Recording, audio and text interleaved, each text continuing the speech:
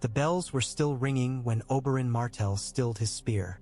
They had begun as a distant, brazen clamor rolling over the roofs of King's Landing, echoing off stone and slate, a sound that might have meant victory or surrender or something in between. In the training yard of the Red Keep, it came thin and hollow, as if the bells were tolling underwater. The air smelled of hot dust and old sweat and the faint, metallic tang of the oil he had been using to wipe his spear haft. He had been working through the final pattern of the day: low sweep, thrust, reverse grip, feint high, lunge for the groin, when a ripple of unease shivered down his spine. He stopped mid-movement, spear tip hovering, dark eyes drifting to the crenellations above the yard.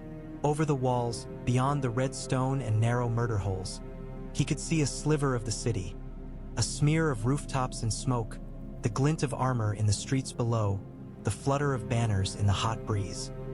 There had been Targaryen banners when last he looked, red three-headed dragons on black. Now, as the bells tolled and the sun slanted westward, gold and crimson flickered in the distance. Alliance colors. Oberyn lowered his spear, heartbeat suddenly roaring in his ears. He had been 11 when he'd last watched an army march beneath the walls of Sunspear, spears like a field of reeds, banners snapping above bronze-scaled men. He knew the difference between allies and conquerors. Prince Oberyn. The shout came from the archway leading back into the keep.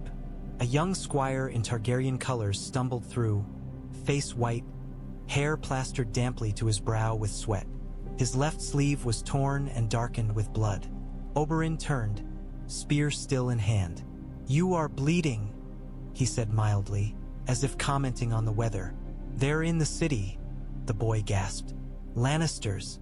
Ser Jaime rode to open the gates after the Mad King after.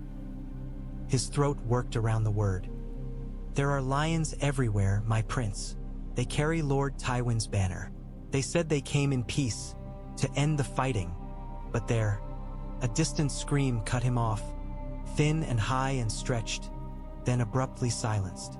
It came from somewhere within the keep, or very near it. Oberyn felt something cold coil in the pit of his stomach. "Where?" he asked, almost gently. "Where did you see them?" "In the outer yard. They cut down the goldcloaks who tried to stop them. Their men wear crimson cloaks, my prince, red as blood. They said no harm would come to those who yielded." The boy swallowed, eyes huge. But they're kicking in doors, dragging people out. "I saw. The kitchens." His voice faltered. Oberyn's fingers tightened on his spear haft. Lord Tywin Lannister, come at last to choose a side. Late as ever when he could be sure where advantage lay. Late and in force. Robert would call it mercy, perhaps. The wolf from the north would call it treachery. Oberyn called it something else entirely. "What of Maegor's Holdfast?" he asked. "What of the queen and the children?" I don't know, my prince." The boy looked stricken. "We were ordered to the yard and then everything... I ran. Forgive me." Oberyn stepped forward, catching the squire by the forearm, ignoring the flinch of pain. "Does anyone stand at the gates to the inner ward? Any of the King's Guard?" "I saw Ser Boros and Ser Meryn near the throne room," the squire stammered. "Ser Jaime." "Ser Jaime has chosen his path," Oberyn said, voice flat. "Run, boy. Go find armor if you can, or a cellar if you cannot. Pray to whatever gods you fancy." The squire hesitated. "And you, my prince?" Oberyn's mouth curved, a sliver of sharp, humorless mirth. "I have family in this castle." He left the training yard at a run, spear balanced easily in his right hand, the bells tolling melting into other sounds as he plunged through the archway and into the Red Keep's guts. Shouts. The clash of steel on steel, the crash of something heavy overturning. Somewhere, a woman was sobbing. Somewhere else, men were laughing in a way that made his skin crawl. Elia, he thought, and Rhaenys, and Aegon with his soft dark hair and solemn violet eyes. His sister's children, Rhaegar's children. He saw Rhaegar as he'd been at Harrenhal, silver hair gleaming, harp in his long-fingered hands, eyes distant and haunted. Fool, Oberyn thought fiercely. Poet and fool. You left them to lions and madmen. He passed a window cut into the stone and glanced out. The city below was a map of ruin. Smoke coiled up from the street of flower and the street of silk. Men in gold and crimson poured through the alleys like streaks of spilled paint, breaking down doors, lunging at anyone who fled. One woman in a torn green gown was dragged into the street by her hair and flung to the cobbles. A knight in Lannister colors swung down from his saddle and fell upon her like a dog on a bone. Oberyn did not stop to watch. The spear was a living weight in his hand, the old training patterns humming inside his limbs. The corridors of the Red Keep twisted and forked, but he had wandered them in idle curiosity these past months, tracing their turns in his mind the way other men traced a lover's body. He knew now which stair would bring him quickest to the inner ward, and which passage would skirt the throne room and its likely cluster of white cloaks. He moved, swift and silent, boots barely whispering against stone. Somewhere above, a voice bellowed an order in the harsh, rasping tones of the Westerlands. Another answered with laughter. "And so the lions come to feast," Oberyn murmured to no one at all. He quickened his pace. He met the first Lannisters outside the small sept. There were 3 of them, mailed and helmed, crimson cloaks swinging as they shouldered open doors and peered into rooms, barking coarse jokes to one another. The foremost had a strip of silk tied around his upper arm, dark with drying blood that was not his own.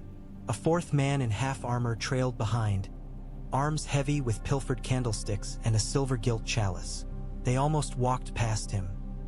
Oberyn had slipped into a shadowed alcove at the corridor's bend, pressing his back to the cool stone as he heard their approach. Now, as they turned the corner, their attention fixed on the next door, he stepped out. The one with the bloodied silk saw him first. His head jerked, eyes widening behind his visor. "You there. Stop." Oberyn did not stop. His spear flashed up, faster than thought. The first thrust drove into the narrow gap beneath the man's raised arm, sliding between the plates where gorget met breast. Oberyn felt the faint resistance of cartilage, the sudden yielding warmth as the blade punched deep. He twisted once, hard, then ripped the spear free in a spray of dark blood.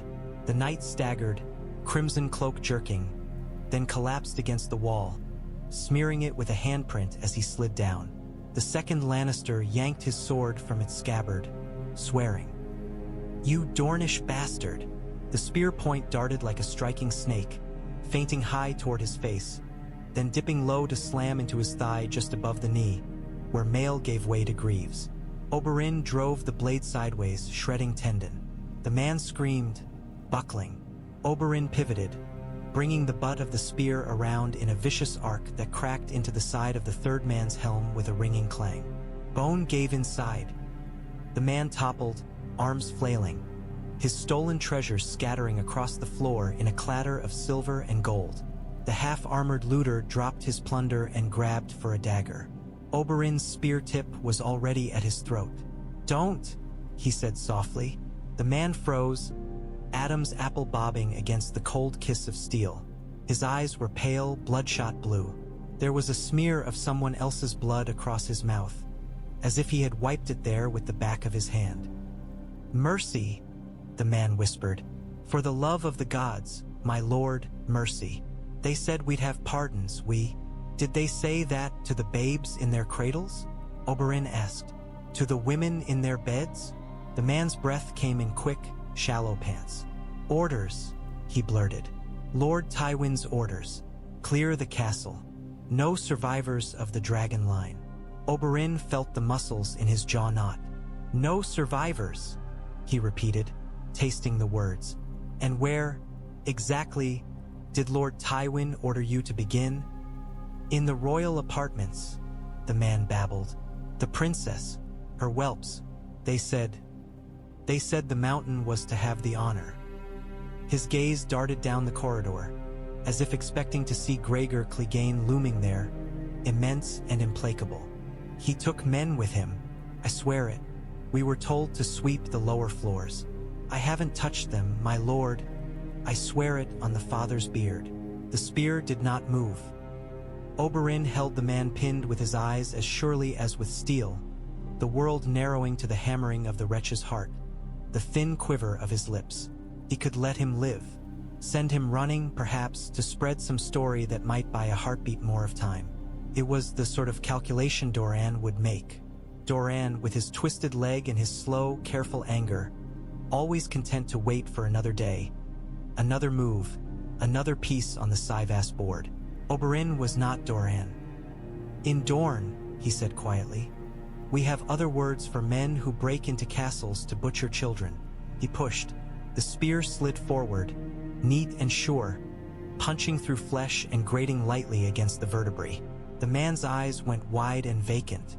His hands came up in a useless wrenching motion, then fell. Oberyn yanked the spear free, letting the body sag to the rushes. The corridor smelled of blood and fear now, sharp and coppery. The bells outside the keep had fallen silent, but the castle itself sang with a new music, shouts, curses, the wail of steel on steel. Somewhere a woman was still sobbing. Somewhere a child cried once and then did not cry again. Oberyn cleaned the worst of the blood from his spear tip on a dead man's cloak. His hands did not shake. He could feel the poison vials sewn along the inner lining of his tunic, small glass tubes nested in cloth. He had thought, when he packed them in Sunspear, that they would see use in some quiet bedchamber or over a cup of wine in the capital's stinking vineyards. Courtly games, subtle ends. The gods, it seemed, had other plans. He stepped over the bodies and moved on, deeper into the keep, toward the royal apartments, toward Elia. The door shook under the force of the blows. Elia Martell sat on the edge of her bed, back ramrod straight, hands white-knuckled around the tiny bundle in her arms. Aegon whimpered once, a weak, fretful sound, then burrowed his face against her breast, seeking comfort in the familiar scent of milk and mother and warm skin. His little fingers flexed, grasping at the silk of her gown. "Be quiet, sweeting," Elia whispered in high Valyrian, the words trembling in her throat. "Be good for Mama. Just a little longer." The room was dim, the shutters drawn tight against the smoke outside. The air was close and stifling. The only light came from a pair of candles guttering in iron sconces, their flames bowing and straightening with every impact against the door. Behind her, under the bed, something shifted. "Mother!" Rhaenys' voice came small and muffled. "Mother, who is it? Why are they shouting?" Elia swallowed. Her throat felt raw, as if she had been screaming for hours instead of only in her head. "It's only the guards," she lied. "They are making certain no one comes to disturb us." The lie tasted like ash. She had written letters to Doran not 3 moons past, full of assurances that all would be well, that Rhaegar, for all his strangeness, would find a way to mend what he had broken, that their children were safe in the Red Keep's heart. She had pressed those letters with shaking hands, sealing them with wax stamped with the sun and spear. Now the sun seemed a distant, feeble thing, hidden behind black smoke. Another blow crashed against the door, splintering wood. A man's voice, rough and thick with a Westerland's burr, barked something she could not quite make out. A second voice laughed, low and ugly. "Elia of Dorne," someone shouted. "Open up, princess. Lord Tywin wants a word." Elia's heart hammered against her ribs. Lord Tywin, who had ridden from Casterly Rock draped in neutrality, his son still wearing white cloak and lion's armor. Lord Tywin, who had neither answered the Dragon Prince's ravings nor Robert Baratheon's war cries until the matter seemed decided. Lord Tywin come at last with lions at his back. She pulled Aegon closer, kissing his dark downy hair. "Rhaenys," she said, forcing her voice steady. "Come out from there, little cat. Slowly. Don't bump your head." A pause. Then a rustle as her daughter awkwardly wriggled from beneath the bed frame, cheeks streaked with dust, eyes huge in her small face. She was barefoot, her hair unbound, the little Myrish lace nightgown she wore smudged with grime. "I heard men screaming," Rhaenys said, "and someone was crying. I don't like it." She rubbed at her eyes with a fist. "Mother, I don't want father to die." Elia's lips trembled. Rhaegar, always Rhaegar. Even now, when the man who had sired her children was off somewhere else entirely, playing his last, desperate game with a hammer-wielding Storm Lord while his wife and babes waited in a gilded cage for the lions to come. "Come here," Elia murmured. Rhaenys climbed onto the bed, small fingers knotting in the fabric of Elia's sleeve.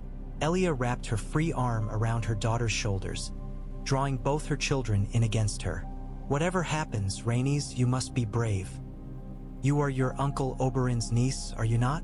We do not whimper in Dorne. We bite." Rhaenys sniffled, trying to straighten her spine. "I can bite," she said, attempting bravado. "Like a little viper." "That's my girl," Elia said softly. The doorframe cracked with a splintering sound. A chunk of wood fell inward, clattering onto the stone. Through the new gap, Elia glimpsed the gleam of metal, the shadow of a man's shoulder. Another blow and another. The hinges shrieked, nails ripping free. "Stand back," one of the men grunted. "Ser Gregor will want the first look." Ser Gregor.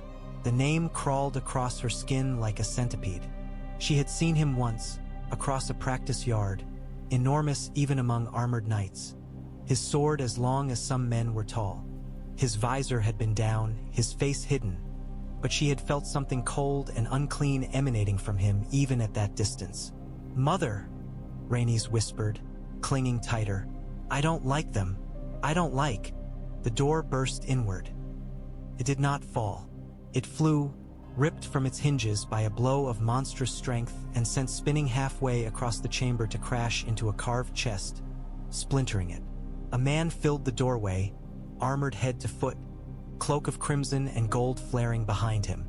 He seemed almost too large for the frame, as if the stone itself should crack to accommodate him.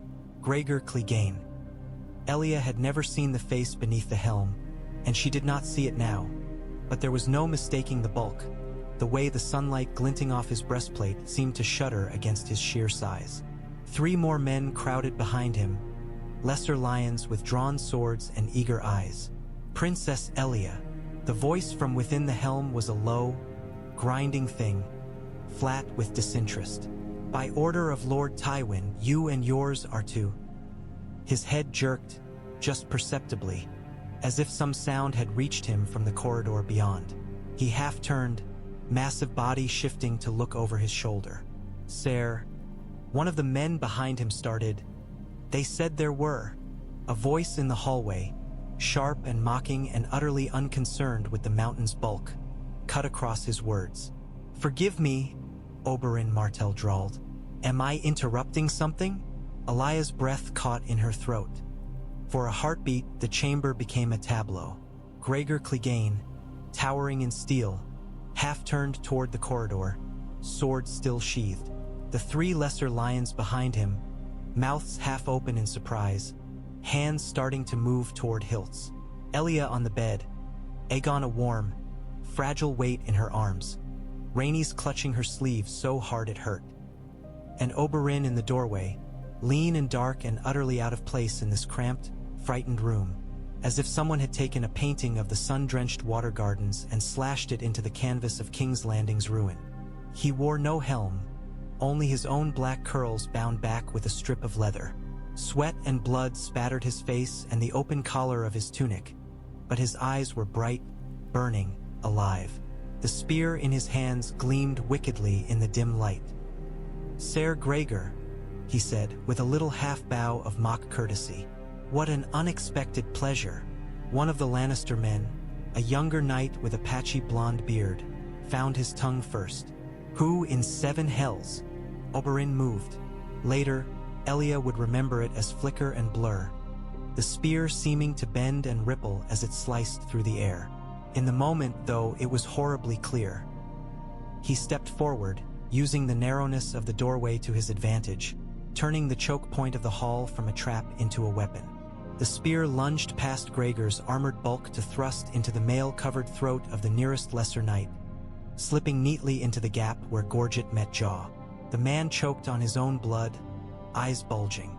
Oberyn yanked the spear back, pivoted, and drove the butt end into the face of the second man, shattering teeth and sending him sprawling. The third knight had barely cleared his sword from its scabbard when Oberyn's spear haft cracked into his wrist with a sickening crunch. The blade clattered to the floor. "Stay back," Gregor Clegane snarled, shoving past his own men as if they were children. The room seemed to shrink as he turned, massive sword rasping free of its sheath. The sound of drawn steel was a live thing, scratching along Elia's nerves. Rhaenys whimpered, a tiny animal caught in a snare. "Run," Elia whispered. Her legs would not move. "Ah, the mountain wakes," Oberyn said. His voice had gone very calm. "I had wondered if you would bother to face me, or if you would be content with butchering those who cannot lift a blade." Gregor advanced, sword raised. The point of the great weapon dipped slightly as he passed beneath the lintel, then rose again. "Stand aside," he said. "You are not my orders." "No?" Oberyn's smile showed teeth. "Then someone has been remiss." He danced backward, luring the brute farther into the corridor. There was no room in the bedchamber for the arc of that enormous blade. Here, in the passage, even the mountain's bulk was constrained. Steel screeched against stone as the sword nicked the wall. "Kill him, Ser!" One of the injured Lannister knights gasped, clutching his bleeding stomach. Oberyn's eyes never left Gregor's. He took another step back, just enough that the doorway no longer framed him. The spear point traced lazy little circles in the air, the way a viper's tongue flicks to taste a scent. "By all means," he murmured. "Try." The mountain lunged. For all his size, there was nothing slow about him. The great sword came in a two-handed arc meant to cleave Oberyn from shoulder to hip.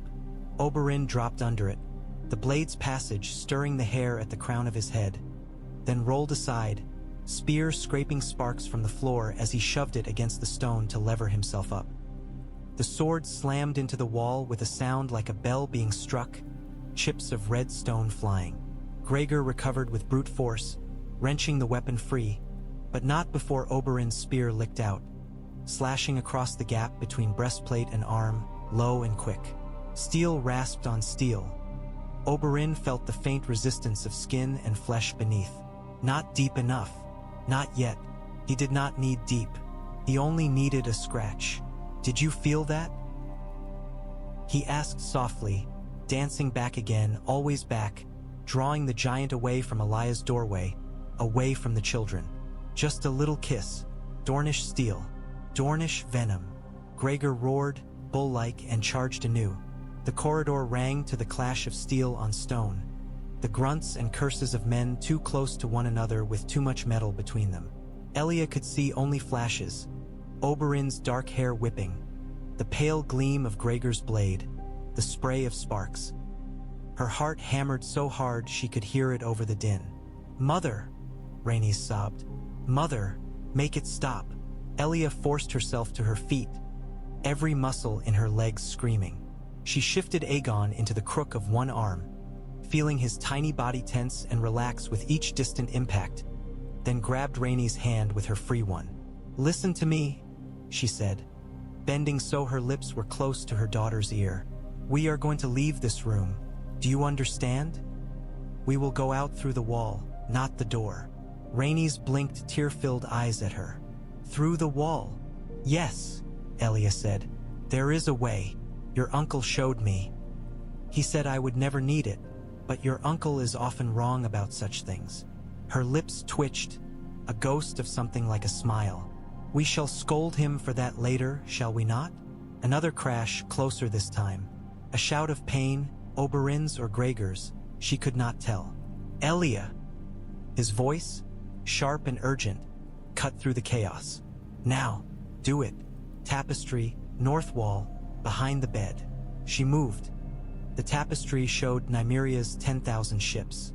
Elia had always loved it, for all that the colors were faded and the Myrish silk frayed at the edges. As a girl, she had spent hours staring at the tiny, stitched sails, imagining the fleet cutting across the narrow sea, wind full in their woven banners.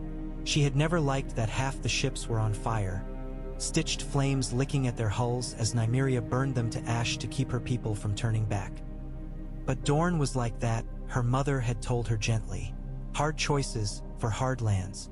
Now she seized the tapestry with her free hand and yanked. The old cloth tore with a sound like a sigh, part of it coming away in her fist. Behind it, as Oberyn had promised her once in a moment of uncharacteristic sobriety, the stones of the wall were not quite even. A narrow seam ran between blocks, vertical and straight as a sword. Her fingers scrabbled across it, searching by touch alone. Rhaenys tugged at her sleeve. "Mother, the ships. Leave them," Elia said through gritted teeth. "They are only thread." Her hand found the small protrusion, no larger than the last joint of her thumb, hidden in the mortar. She pressed. For a moment, nothing happened. Then a faint grinding sounded within the wall, ancient mechanisms protesting movement after long stillness. The seam widened, stone shifting minutely aside, and a thin draft of cooler air breathed out into the room, carrying with it the scent of dust and darkness. Behind her, in the corridor, steel screamed. She did not look back. Instead, she shoved at the edge of the secret door, putting all her weight into it. It moved grudgingly, stone rasping on stone, then opened just enough for a slim man to slip through, or a woman with 2 small children. "Rhaenys, inside," she ordered. "Now." Rhaenys hesitated only a heartbeat, casting a terrified glance at the shattered doorway where the sounds of battle raged. Then she ducked into the gap, vanishing into shadow. Elia followed, turning sideways to fit. Aegon held tight against her chest. The stone scraped her shoulder, snagging silk. Her breath came shallow and quick. On the threshold, she paused, looking back once at the room that had been hers. A chamber of silks and carved wood, of songs and sorrows and quiet weeping in the dark. It already felt like a place from another life. "Oberyn!" she shouted, her voice ragged. "Oberyn, we're through." No answer. For one heartbeat, fear clawed at her, urging her back into the light to see, to know, to stand at his side as he had come to stand at hers. Another crash, a grunt that might have been a laugh or pain, the hiss of something, oil perhaps, splattering against stone. "We do not whimper in Dorne," she thought, clenching her jaw. "We bite. We burn our ships if we must." She stepped fully into the blackness of the passage and pulled the stone door toward her with her free hand. It swung back into place with ponderous finality, shutting out the dim, smoky chamber, the flicker of candlelight, the ruin of Nymeria's ships. The last slit of light vanished. They were left in darkness. "Mother!" Rhaenys' voice came from somewhere to her left, small and tremulous. "I can't see." "I know," Elia said, and was pleased that her voice sounded almost calm. "Give me your hand." She felt along the rough wall until her fingers closed around her daughter's smaller ones. "There, stay close. We will go slowly." "What about Uncle Oberyn?" Rhaenys whispered. "Will he come?" Elia swallowed. In the darkness, with nothing to distract her, she could hear the muffled echoes of what was happening on the other side of the wall, the dull thud of impacts, the faint ring of steel, a roar like some enraged beast. Then, faintly, another sound, a crackle and pop like dry wood catching fire. "Oberyn will come if he can," she said. "For now, we must trust him as he trusted us to find our way. Do you understand?" Rhaenys was silent for a long moment. When she spoke again, her voice was barely audible. "Yes, Mother." "Elia!" Oberyn's voice reached them, muffled but still carrying that familiar sardonic edge. "Go north, then down. The passage will bend twice. Do not stop for anything." There was a pause, then, more quietly, "I will find you." Then the world on the other side of the wall roared. There was a whoosh of suddenly fed flame, a burst of heat pressing faintly through the stone. Men screamed, high, panicked, the sound of throats closing on their own breath. The crackle become roar of fire filled Elia's ears. Oberyn had always liked his poisons. Some were slow and subtle, working over days. Others were quicker. Viper's venom in lamp oil, she thought distantly. Or something like it. She tightened her hold on Aegon, who had begun to whimper, and tugged Rhaenys forward. Her hand brushed against rough-hewn stone, cold and damp despite the heat bleeding through from the other side. "The dark is only dark," she said softly, more for herself than for her daughter. "It cannot hurt you." The secret passage sloped gently downward, each step uneven and narrow. Elia moved by feel, one hand along the wall, one clenching her daughter's fingers, her son's weight heavy against her chest. Behind them, the red keep burned. The darkness lasted long enough for Elia to begin to wonder if it would ever end. Time thinned and stretched in the close black, measured only by the scrape of slippers on stone, the soft hitching breaths of a frightened child, the little restless sounds Aegon made when some bump or jolt disturbed his precarious half-sleep. Once, her shoulder struck the wall, jarring her. She bit back a cry, not wanting Rhaenys to hear the fear in it. Her eyes played tricks on her. Patterns bloomed and died against the inside of her lids. The memory of the bedchamber, the shattered door, the mountain's looming bulk, the bright flash of Oberyn's spear, seemed distant and unreal, like a fever dream. When the light finally came, it was so sudden that she flinched. A faint glow ahead, the palest suggestion of orange against the darkness, growing brighter with each halting step. Rhaenys squeezed her hand. "Mother," she whispered, shaky with hope. "Is that?" "Yes," Elia said, relief washing through her like cool water. "Yes, my little cat. Someone has brought us a piece of the sun." The glow swelled. Footsteps echoed toward them, sure and brisk. Elia's heart stuttered, fear flaring anew. What if it was not?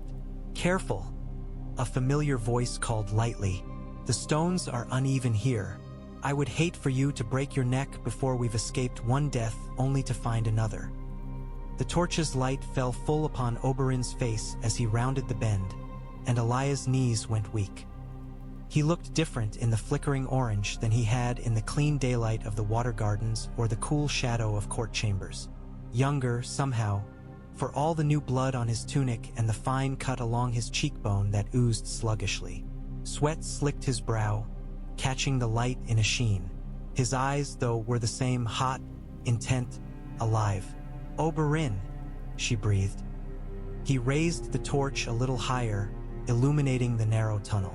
It was barely wide enough for two men to pass abreast, the ceiling low enough that even Elia had to duck her head slightly. The air smelled of dust and stone and the faint, acrid tang of smoke seeping through from above. "You took your time," he said, as if they had merely been late to a feast. "I was beginning to think you had decided to stay and entertain our uninvited guests." A strangled laugh escaped her. She pressed her lips together to stop it becoming something else. "I had to find the catch," she said. "The mason who built this place lacked your flair for the dramatic." Oberyn's mouth quirked. His gaze dipped to Aegon in her arms, then to Rhaenys clutching her hand. Something in his face softened, some tension easing at the corners of his eyes. "Good girl," he said to Rhaenys. "You led your mother wisely. I knew you were more snake than kitten." Rhaenys sniffed, managing a wobbly smile. "I was brave," she said. "Mostly, Uncle. Did you kill the big one? The one they called the Mountain?" "For the moment," Oberyn said, eyes flicking briefly upward. "He is occupied." Elia frowned. "Occupied?" Oberyn shrugged, a casual roll of one shoulder that did not quite hide the stiffness of his movements. "Fire is a greedy lover," he said. "It does not like to share." In her mind's eye, Elia saw it. The passage outside her chamber, narrow and tight, suddenly awash in flaming oil. Men screaming, armor turning into ovens around them. The Mountain, for all his size, no more than another piece of meat for the flames to sear. "You always did enjoy your tricks," she murmured. "They are more fun when the stakes are high," he agreed. The torchlight flickered across his grin, sharpening it. "Come, this way." He moved past them, taking the lead, his free hand steady on the spear. Elia followed, Rhaenys between them, their linked hands forming a fragile chain in the dark. The tunnel sloped down more steeply now, turning first left, then right, then left again. the bends confusing enough that Elia knew she would never have found her way alone. "Where does this lead?" she asked, voice low. "Out," Oberyn said. "If you continue far enough, there is a postern door that emerges behind the outer curtain wall. From there, a path leads down to the river." He glanced back, the torch throwing half his face into shadow. "Do you recall the little ship the Dornish envoys keep moored on the Blackwater?" Elia's brows rose. "The Sunflare," she said. "You mean to." "I mean to take you home," he said simply. "Home. Sunspear, the water gardens, with their reflecting pools and orange trees, the air heavy with the scent of blossoms. Doran on his plinth in the cool shade, watching the children play, his lame leg propped up, his heavy-lidded gaze missing nothing." Elia's chest nodded. "And Robert Baratheon?" she asked quietly. "And his lions? What they do not know will not trouble them," Oberyn said. "The usurper can have his city and his iron chair. Let him think he has had his lion's share of dragon flesh. We will be gone. And if they discover we slipped through their fingers?" Elia pressed. "If they learn that Rhaegar's children yet live, they will rage. They will hunt us. They will come to Dorne." Oberyn's smile thinned. "Let them," he said. "The sands are less kind to lions than to vipers." Rhaenys looked from one adult to the other, brow furrowed. "Will father come?" she asked. "To Dorne? When he's done fighting?" The question sliced through Elia. Oberyn's jaw tightened. "If he lives," Elia said softly, because she would not lie about this, not to her daughter. "If he lives and it is safe, he will come. We will send word. And if he doesn't?" Rhaenys' voice was very small. "Then you have an uncle who kills mountains for you," Oberyn said briskly, "and a mother who burns ships. Between the two, I think you will manage." Rhaenys nodded, swallowing hard. She slipped her hand more firmly into his when he offered it, letting him guide her forward into the dark. They walked. After a time, the air chong. Addition. It grew cooler, fresher, touched with the faintest hint of something Elia had not smelled since she had shut her shutters against the smoke. The river. Water and wet stone and the tang of tar. Oberyn raised the torch. Ahead, the tunnel ended in another door of thick, blackened oak, iron-banded and low. He doused the flame quickly, plunging them into darkness once more. "Why," Elia began. "Light is a lure," he murmured. "Wait here." He moved toward the door, barely visible as a darker shape in the black. Elia heard the faint scrape of metal as he eased a bar aside, the soft grunt of effort as he shifted the weight.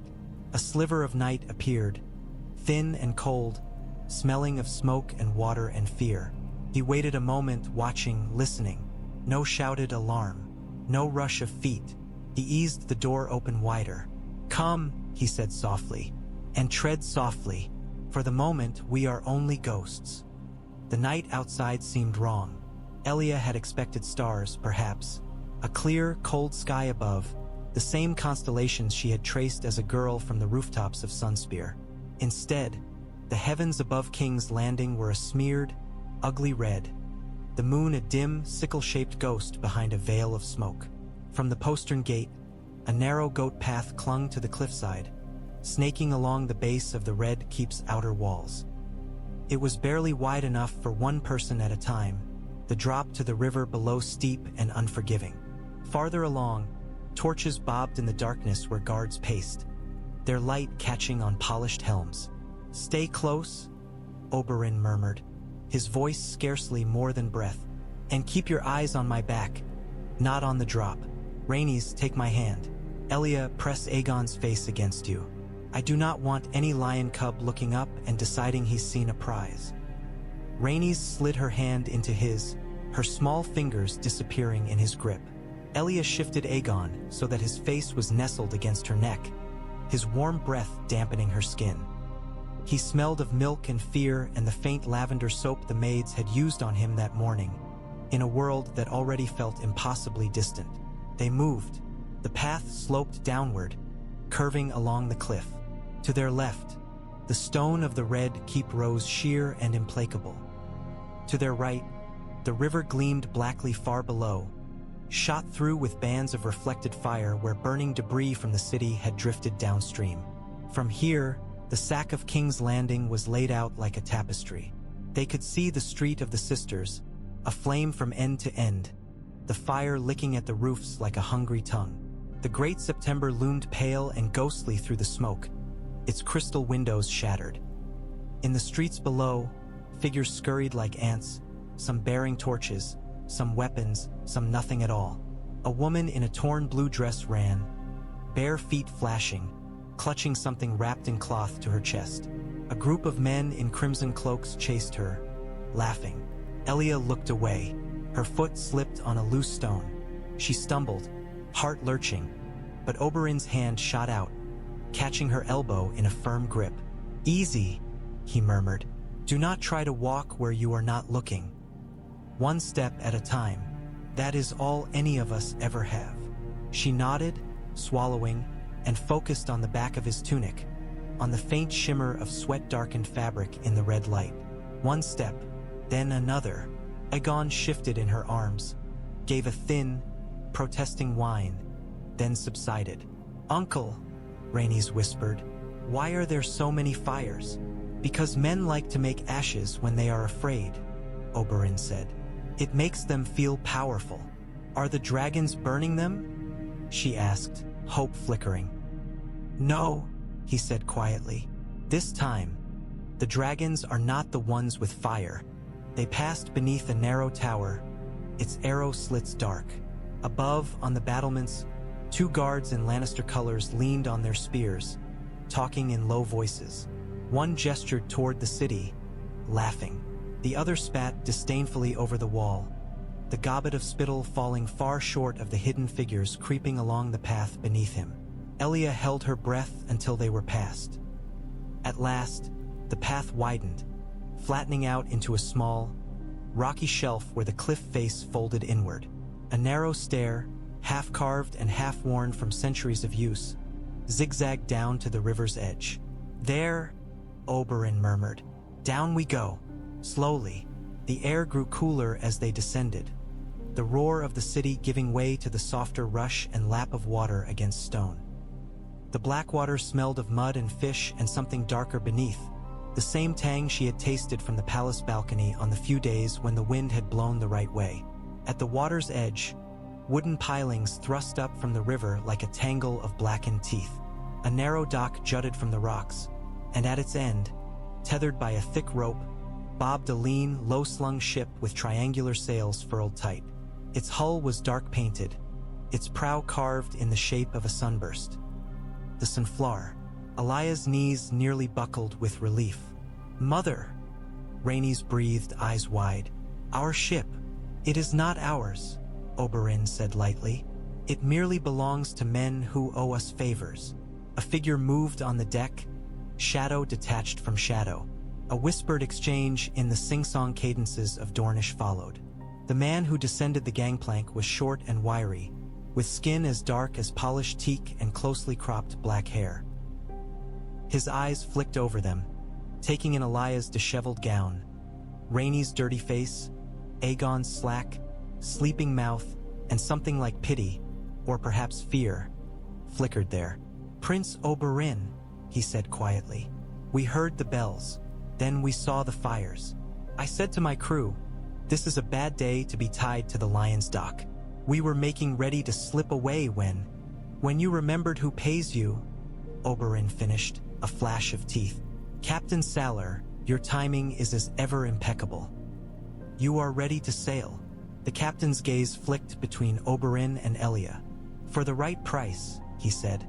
"It is no small thing to steal from the lion's very jaws." Oberyn's smile did not reach his eyes. "You do not even know what you are stealing yet," he said. "This is Princess Elia of Dorne, widow of Prince Rhaegar. These are her children, Rhaegar's children." Captain Salar went very still. There was a moment of silence where Elia could hear nothing but the slap of water against the hull, the crackle of distant flames, the faint clink of armor from the guards above. Then the captain exhaled, long and slow. "Then it is not stealing," he said. "It is rescue."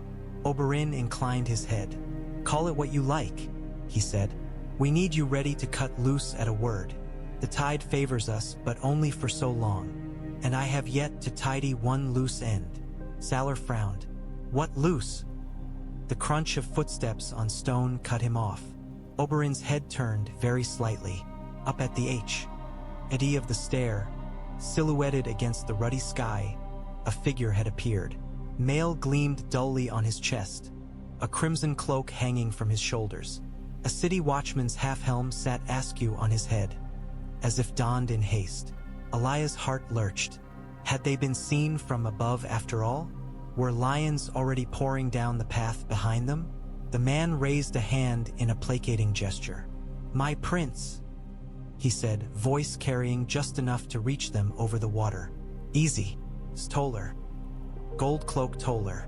You paid me once to look the other way on a bit of a business on the Street of Seeds." Oberyn's spear had already lifted, point aimed unerringly at the man's throat. "You will have to be more specific," he said. "I have paid many men to look the other way." Toller swallowed. Even in the dim light, Elia could see the sheen of sweat on his face. "Fair," he said.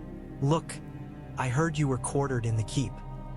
Then I saw some of those Westermen head for Maegor's Holdfast with that monster of theirs." He shuddered. "I put 2 and 2 together. Figured you might be making an exit." "You are quick with numbers for a man in a yellow cloak," Oberyn observed. "I know which way the wind blows," Toller said. His gaze flicked to Elia, to the children, then back. "I'm not blind. I know what they were sent to do, what they'll brag about in their cups for years, if they live to drink them." His jaw tightened, the skin around his mouth going hard. "I don't much fancy serving men who butcher babes." "You served them well enough today," Oberyn said, voice mild. Toller flinched. "I didn't raise a sword against you," he said. "When you were cutting your way through the yard, I stepped aside.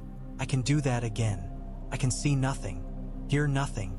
I can walk my patrol and find nothing on this dock but shadows and river rats." "And what?" Oberyn asked softly. "Do you want in return for this sudden devotion to honor?" The Goldcloak hesitated. "A place on the ship," he said finally. "A berth to Dorne, or farther, anywhere the lions ain't." Elia exhaled slowly. Oberyn studied the man in silence for a heartbeat. "You could have raised the alarm," he said. "You could have run to your captain and earned yourself a lion's pat on the head." "I might sleep worse afterward, though," Toller said. "I figure I sleep better with sand under my feet than with ghosts on my chest. Just a thought." Oberyn's smile, when it came, was small and sharp-edged. "Very well," he said. "Come down, slowly, hands where I can see them. And understand this, Toller. If you betray us, you will learn new meanings of the word slow." Toller nodded, throat working, and began his careful descent. Captain Salor frowned. "You bring aboard a city watchman?" he muttered. "Even a disillusioned one." "We need a man who knows what will be told." "And to whom?" Oberyn said. "Someone to carry back the story we choose, not the one our enemies might prefer." Elia's eyes met his. For the first time since the door had burst inward, she saw beyond the immediacy of flight, beyond the next step, the next corner, the next heartbeat of survival. She saw the beginnings of something else altogether. "You mean to let the world think we are dead?" she said slowly. Oberyn's smile turned feral. "Let Lord Tywin boast of his bloody trophies," he said. "Let Robert raise a cup to the necessary end of Rhaegar's line. Let the songs be sung, the tales told, the guilt buried." His gaze dropped to Aegon, asleep in her arms. "Ghosts are so much more troublesome when they decide to walk again." The deck of the Sunflare rocked gently beneath Elia's feet, as if the ship itself were drawing breath. The gangplank creaked as Captain Salor's men hauled it up, boots thudding on planks as they moved with practiced haste. Toller the Goldcloak worked at the last mooring rope with clumsy fingers, his yellow cloak already torn from his shoulders and flung aside, as if he could shed his old allegiance as easily as cloth. Sweat gleamed on his neck. "Cast off," Captain Salor bellowed. "Quietly, you fools. This is not a tourney procession." The crew moved, a flurry of shadows in the red-tinted dark. Ropes snaked, pulleys squealed. The sail remained furled. They would not dare risk its pale flash against the fiery sky until they were well downriver. For now, the current would do the work and the oars if needed. Elia stood near the mainmast, one hand gripping the rough wood to steady herself, the other cradling Aegon. Rhaenys pressed against her leg, wide eyes fixed on the receding stone bulk of the Red Keep. "Will it fall?" she asked in a small voice. "Like in the stories? Will the dragons burn it?" "Not tonight," Elia said. Her own gaze tracked the familiar outlines. The high towers and curtain walls, the square shoulders of Maegor's Holdfast rearing dark against the sky. Above them, banners snapped in the heated wind. Once they had been red and black. Now gold and crimson flapped where dragons had flown. It felt like a betrayal of physics somehow, as if gravity itself should rebel against such a rearrangement. Oberyn stood at the rail near the bow, spear in hand, watching the dock slip away. The muscles in his jaw worked once, twice, then stilled. When the last rope thudded free and the river took hold of the Sunflare's hull, he exhaled, long and slow, as if letting go of something clenched tight inside. "We're moving," Rhaenys whispered, awe and fear mingled. The ship rocked again, more firmly this time as the current caught it. The dock slid backward, timbers flickering in the light of distant fire. The cliff face loomed, then began to drift past as the Sunflare edged into the flow. "Keep her close to the bank," Oberyn called softly to Salar. "Out of the main torchlight." The captain grunted agreement, his hands steady on the tiller. The crew eased long poles against the rocks, guiding the ship along with gentle nudges. Above, the guards on the battlements paced their patrols, silhouettes against the flaming sky. One paused, leaning on his spear to look out over the river. Elia's heart jumped into her throat. "Down," Oberyn murmured. "All of you, crouch by the rail. Let them see nothing but hull and water." He knelt himself, the motion smooth, drawing Elia and Rhaenys down with him. Aegon stirred in her arms, but did not wake. Toller flattened himself against the deck, eyes squeezed shut, as if he could will himself invisible by refusing to see. The guard above yawned. His gaze swept lazily over the water, slid past the barely moving shape of the Sunflare hugging the shadows, and moved on. He shifted his spear to the other hand, scratched at his side, and resumed his slow, bored circuit. Elia let out a breath she had not realized she was holding. "See," Oberyn murmured. "Ghosts." She looked at him. Up close, she could see more clearly the toll the last hour had taken. There was a bruise forming along his jaw where something, Gregor's fist, perhaps, or the edge of a shield, had struck. His lower lip was split, a thin trickle of dried blood at one corner. His left sleeve was slashed open, revealing a shallow cut along his forearm, crusted but still oozing at the edges. "Your arm," she said quietly. He shrugged. "It will trouble me less than it troubles him," he said. "I doubt the mountain likes the taste of my gifts." "You are certain he is dead?" she pressed. "I am certain he has been kissed by poison and fire in the same breath," Oberyn said. "If he lives through that, then perhaps the old tales about giants are true after all. Either way, he will not be following us tonight." Captain Salar hissed something under his breath in Rhaenyr, spitting over the side for luck. Slowly, cautiously, the Sunflare slid farther from the dock. The current pulled more insistently at her hull. The Red Keep's cliff rose, blocking part of the view of the burning city as they passed beneath it. For a brief moment, they were wrapped in shadow, the sounds of the sack muffled. "Mother," Rhaenys whispered, voice trembling anew. "What about everyone else? Septa Lemore, old Maester Kelver, the cooks. Will they?" Elia closed her eyes briefly. Faces rose unbidden in her mind. Septa Lemore with her stern mouth and unexpectedly gentle hands. Maester Kelver, who had always slipped Rhaenys extra figs when he thought Elia was not looking. The kitchen girls and the scullions and the boys who mucked the stables. People who had laughed, and gossiped, and prayed, and lived.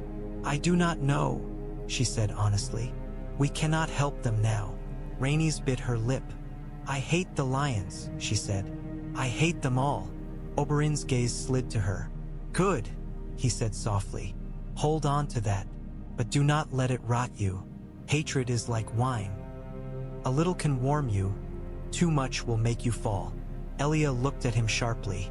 "And you?" she asked. "How much have you drunk tonight, brother?" He smiled without humor. "Enough to keep the cold away," he said. "Ask me again when we reach Sunspear." The ship emerged from beneath the cliff's shadow, the wider river opening before them. Now the full vista of King's Landing's misery was visible.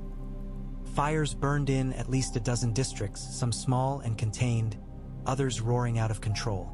From here, the city looked like a half-charred carcass, embers glowing in its belly. The great September's dome reflected the flames, an unearthly orange. Somewhere nearer the river, a building collapsed in a shower of sparks, a plume of ash mushrooming up. The bells had fallen silent, but the city had not. The low, continuous roar of chaos rolled across the water. Shouts and screams, the clatter of hooves on stone, the crash of breaking wood, the distant, frantic barking of dogs. Above it all, faint but distinct, came a sound that made Elia's skin crawl. Laughter. Men laughing while they did these things. She tightened her hold on her children. "Remember this?" Oberyn said quietly, following her gaze. "Remember it all. The smoke, the banners, the laughter. You will need the memory someday." "For vengeance?" she asked. "For justice," he said. "Or something that looks enough like it to pass." They did not dare show sail until the city was a dwindling smear behind them. For a time, the Sunflare drifted, oars dipping silently into the Blackwater's dark surface when the current slackened. The crew moved with a quiet urgency, voices kept low. Even their curses were hushed, as if they feared the wind might carry them back to the ears of lions. Elia sat cross-legged near the base of the mainmast, Oberyn's cloak wrapped around her shoulders and spread to cover the children.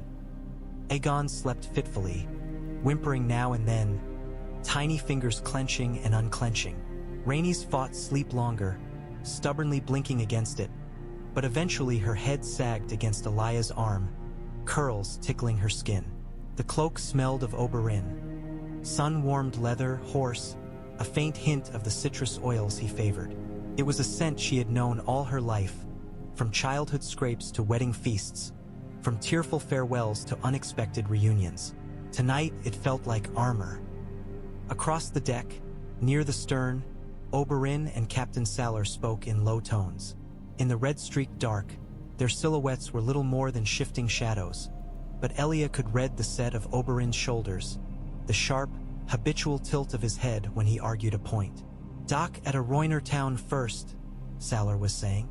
"Plenty of places along the coast where a ship from King's Landing would not draw much notice. We can take on fresh water, food, news. And word of us?" Oberyn countered. "We risk too much if anyone connects this ship to the Dornish envoys who sailed her here. We go straight for Sunspear. No stops. The men are tired," Salar said. "They signed on to carry envoys and spices, not fugitives marked by lions." "Then remind them who pays them," Oberyn said. "And what I do to those who take my coin and fail me." Salar snorted. "You think threats will keep them at the oars when the stories of what happened tonight spread?" he asked. "When they hear that Lord Tywin paid in gold and titles to those who helped him win his pretty little war?" "He has already won his war," Oberyn said softly. "This," he flicked a hand toward the fading glow of King's Landing, "is the victory feast. Meat and mead and murder. The lions will be sated for a while. They will lick their paws and bask in the new king's favor. They will not be hunting a single sleek little ship slipping down the coast in the dark. Not yet. And later?" Salar pressed. "Later," Oberyn said. "Later we will be in Dorne. And that is my concern, not yours." Salar muttered something under his breath, but did not argue further. Elia rested her cheek atop Rhaenys' hair, letting the low murmur of their voices wash over her. Her body ached, feet, back, arms, even the muscles of her face, as if the act of holding herself together had been a physical labor. Exhaustion tugged at her, a persistent undertow, and yet her mind would not still. Images chased each other through the cramped gallery of her thoughts, her chamber door exploding inward, Gregor Clegane's bulk filling the frame, Oberyn in the corridor, spear flashing, the taste of smoke in her mouth, the heat of invisible flame pressing through stone. Rhaegar's face, as she had last seen it, distant and haunted, already half turned away toward some doom only he could see. "You should sleep." Oberyn's voice drew her back. She looked up to find him standing over her, the ship's slow sway making him seem to loom and recede like a tide. He had abandoned his spear for the moment, leaning it against the rail. His hands were bare, the knuckles bruised. "How can I?" she asked. Her voice came out rough. "When everything," she gestured helplessly toward the horizon, where the faint glow of King's Landing's fires still smeared the sky. "Because you must," he said. He lowered himself to sit beside her, boots stretched out, back against the mast. Up close, she could see the lines of strain around his eyes more clearly. "The children will wake, and they will need you. They do not know yet that their world has ended. They know only that their mother still breathes. Keep doing that, and we can build them another world." "You make it sound simple," she said. "Simple is not the same as easy," he replied. "You know that as well as I." She was silent for a moment, listening to Aegon's soft breathing, to the creak of wood, to the whisper of water along the hull. "Do you think he is dead?" she asked suddenly. "Rhaegar." Oberyn was quiet for a long time. "At the Trident," he said at last. "Men say the river ran red with blood, that Robert Baratheon broke Rhaegar with a single blow, the way you might crack a nut, that his ruby-studded breastplate burst, and the gems flew into the water like drops of fire." He shrugged one shoulder. "Men like to make their stories grander than their lives. Perhaps he took 2 blows. 3. Perhaps he did not die at all, but rode away under cover of the chaos and now lives as a fisherman on some cold northern shore." Elia gave him a look. He sighed. "Yes," he said. "I think he is dead."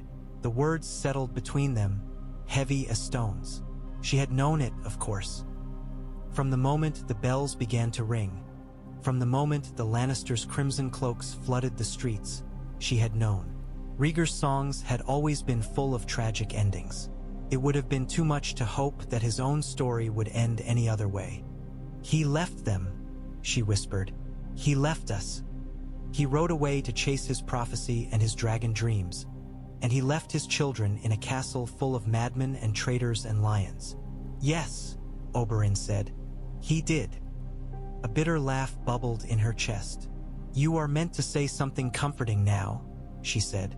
"That he loved us, that he had no choice, that history will understand." "I think history will be too busy drinking to the usurper's health to care much for the fine distinctions of Rhaegar's heart," Oberyn said dryly. "As for me, I am done making excuses for Princes WH. Oh, choose their songs over their duties." Elia closed her eyes. A single tear escaped, tracking down her cheek.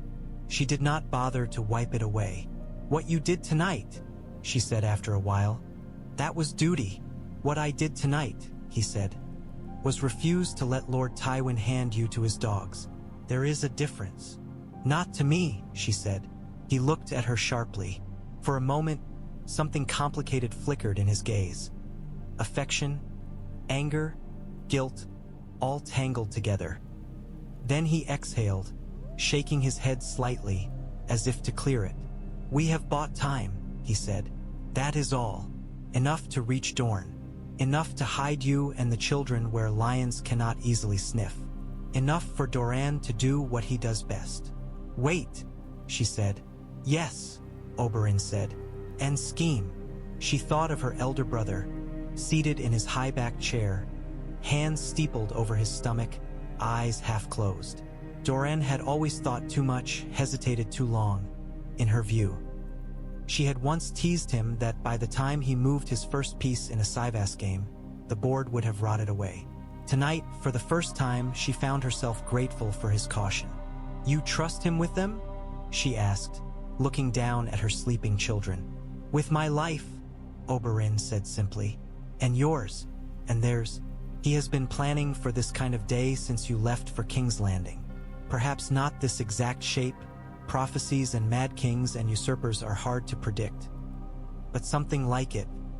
He always said the Dragon Court was a viper pit with prettier scales." Elia huffed a faint, exhausted sound that might have been a laugh. "He told me much the same," she said. "I told him he was too cynical. On this, as on most things, he was merely prepared to be disappointed," Oberyn said.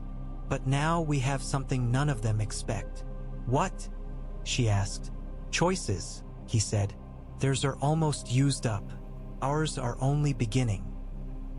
He leaned his head back against the mast, closing his eyes. For a moment, in the slanting red light from the distant fires, he looked very young. Younger than she could ever remember him being.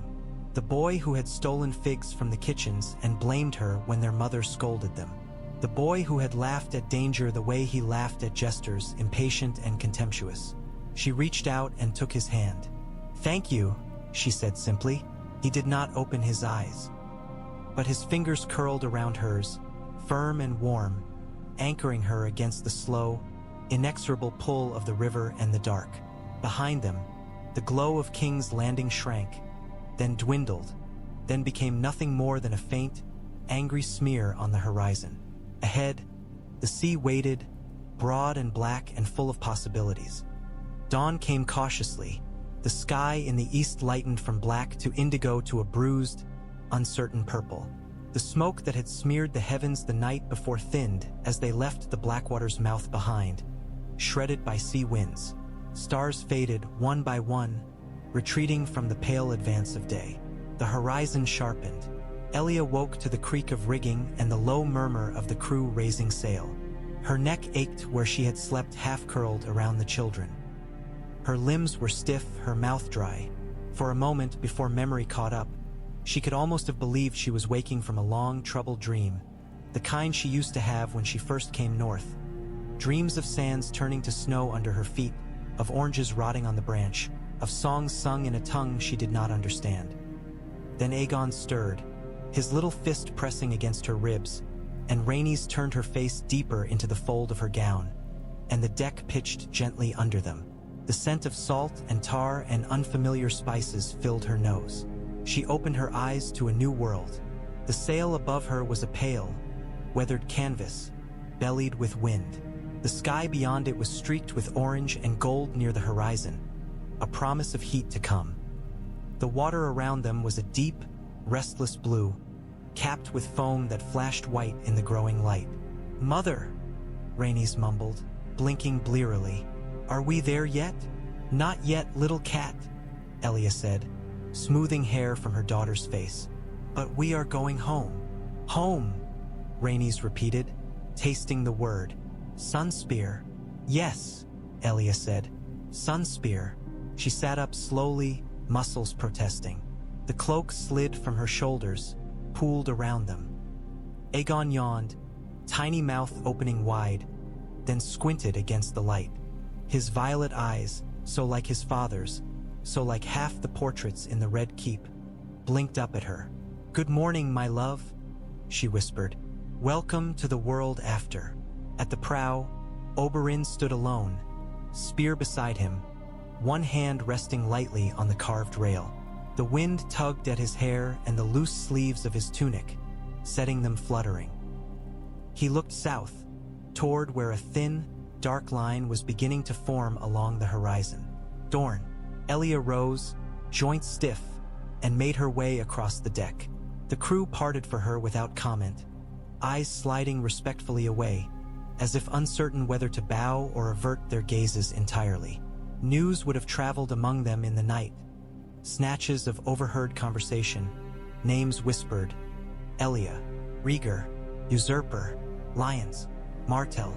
Oberyn turned as she approached, as if he had felt her coming. "Sleep well?" he asked. "As well as one can on planks with the world burning behind her," she said. Then, more softly, "You did not." He shrugged. "Someone had to stay awake to make certain Salar did not decide to sell us to the highest bidder along the way," he said. "Besides, I have slept enough nights in beds I did not earn. This one I thought I should." She studied his face. The bruising had darkened along his jaw, a shadow beneath the skin. The cut on his forearm had been cleaned and bound, a strip of linen tied neatly around it. His eyes were clearer than they had been the night before, the lines of strain smoothed, but there was a new depth there, a heightening of something that had always been part of him. Focus. Purpose. "We did it," she said quietly.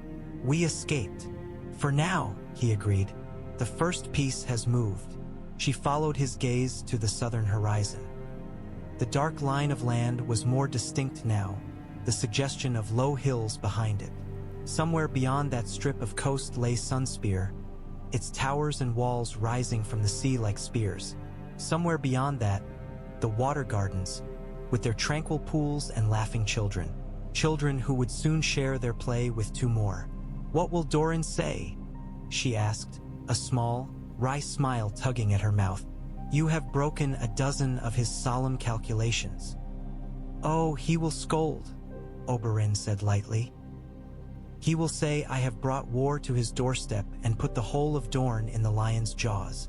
He will curse me for a fool and thank me for a hero, all in the same breath. And then he will sit down and begin 5 new games, each more intricate than the last." "You sound almost pleased," she said. "I am many things," he said. "Pleased is not the word I would choose. But I am alive. You are alive. Your children are alive. That will be enough for a start." The wind shifted, bringing with it a faint, familiar scent, dry, hot, a hint of dust and sun-baked stone. Elia inhaled deeply. For the first time since the bells had begun to ring, something in her chest unclenched. "Do you think they will come?" she asked. "The lions, when they learn the truth." "Oh, they will learn it slowly," Oberyn said. "At first, they will be too busy crowing over their presumed victory. The tale will grow in the telling. The mountain will boast he crushed a babe's head with his bare hands. Some other brute will claim he ripped a girl from beneath her bed and slit her throat. Lord Tywin will let them say such things because it suits him that people believe his ruthlessness complete." Elia's stomach twisted. "You sound as if you admire him," she said. "I admire his efficiency," Oberyn said. "He is a man who understands fear. He cultivates it, uses it. But today, for once, he will have written the wrong name on a ledger. He will have counted you among the dead when you are very much alive. And that, dear sister, is a mistake that will compound over time." "And what will you do with that mistake?" she asked. He smiled, slow and dangerous. "Doran will hide you," he said. "He will tuck you away in some forgotten corner of Dorne, surrounded by men and women whose tongues are as trustworthy as their swords. The children will grow. Aegon will learn letters and arms and the history of the realm that was stolen from him. Rhaenys will learn to climb walls and throw knives and make men underestimate her. And you?" she pressed. "I will do what I do best," he said. "I will travel. Listen. Learn who prospers under the usurper and who chafes. I will drink in taverns and beds in 6 cities, and I will hear things the lion spies are too proud to notice. I will find allies where Tywin Lannister forgets to look." "You are talking of war," she said. "I am talking of options," he replied. "War is only one, a blunt one often, but not always the worst." She was silent for a moment, the ship's rhythm beneath her feet, the whisper of the sea against the hull, the creak of the sail.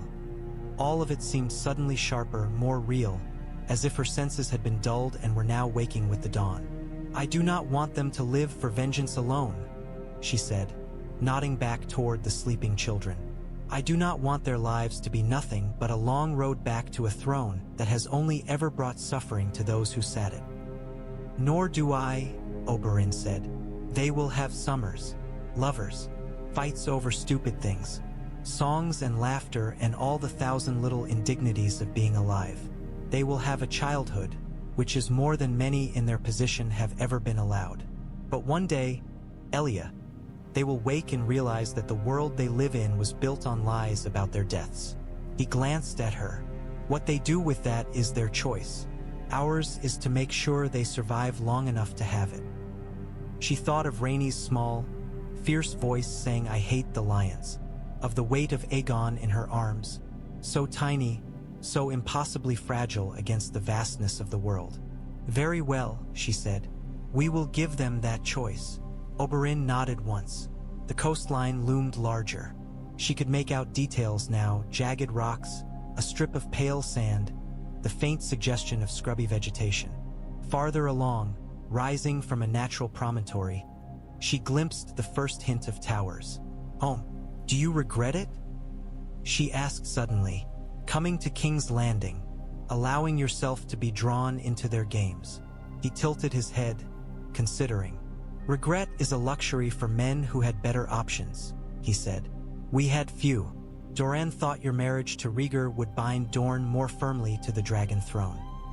He thought peace could be bought with a wedding feast and a babe in a cradle. And instead," she said, "it bought us war. It bought us this," he said softly, gesturing to the ship, the children, the line of coast ahead. "Not what we would have chosen, perhaps. But we are not dead on a tower floor, our blood soaking into Lannister boots. For now, I will call that a win." She let out a breath that might have been a laugh or a sob or both. "You have a strange notion of victory, brother." "Dorne's notions have always been strange to the rest of Westeros," he said. "That is why we are still ourselves." She looked south again, to where the towers of Sunspear were sharpening against the rising sun. Somewhere within those walls, Doran waited. She wondered if he slept, or if some uneasy dream had roused him, his gaze sliding to the sea as if he could sense them coming. "We will have to tell them," she murmured, "about the city, about what was done." "Yes," Oberyn said, "we will. We will tell them everything." "And then?" she asked. He smiled, very slightly, eyes fixed on the horizon. "Then we will begin again," he said. "Not as supplicants in another man's court, not as beggars at a lion's table, as Martells, as Dornish, as the family they tried and failed to snuff out." He reached out and took her hand, as he had the night before, fingers warm and sure around hers. "Welcome back, sister," he said. "The game is not over. We have merely changed the board." The Sunflare's prow lifted and fell, cutting through the waves, leaving a faint, white-tipped wake behind. Ahead, the sun edged higher, painting the sky in hues of gold and orange that reminded Elia, sharply and unexpectedly, of ripe fruit hanging heavy on branches in the water gardens. For the first time since the bells had rung, she allowed herself to imagine a future that was more than just the next breath. Behind them, King's Landing burned in memory. Ahead, Dorne waited. Between the two, on a narrow strip of creaking wood afloat on a restless sea, Elia Martell stood with her brother and her children and felt, dimly but undeniably, the pulse of something fragile and stubborn and fierce refusing to die. Hope. They came to Dorne not through the proud harbor of Sunspear, but by way of a crease in the coast that did not appear on most maps. The cove was a half-moon bite taken out of the rocky shoreline, its sand pale and coarse, littered with driftwood and the bleached ribs of old ships. Above it, the cliffs rose steep and jagged, crowned in the distance by the spears and towers of Sunspear, their outlines faint in the muffled light of early morning. The sky was the color of watered wine, the sun just beginning to bleed gold along the eastern rim. The Sunflare slid into the cove under oars alone, her sail neatly furled. The crew moved with a quiet economy born of long practice and a shared sense that this was not a moment for shouting. Oars dipped and rose. The hull kissed the shallows with a soft shudder. "Hold her there," Captain Salar murmured. "No closer or we'll scrape." A narrow gangplank was run out, its end thudding onto the damp sand. The smell of the sea was different here than on the open water, salt and kelp. Yes, but also the faint sweetness of sun-warmed rock and the dry, mineral tang that always seemed to cling to Dorne.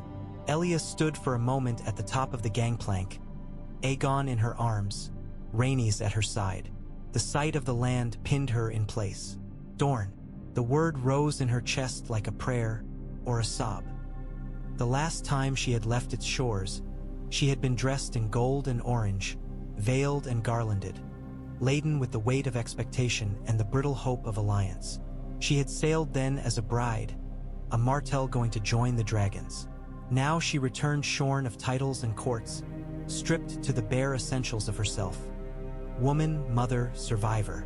The dragons she had married into were ash and rumor. The lions who thought themselves masters of her fate sat fat and victorious in the city she had fled. But beneath her feet was sand she knew, and in the wind she tasted home.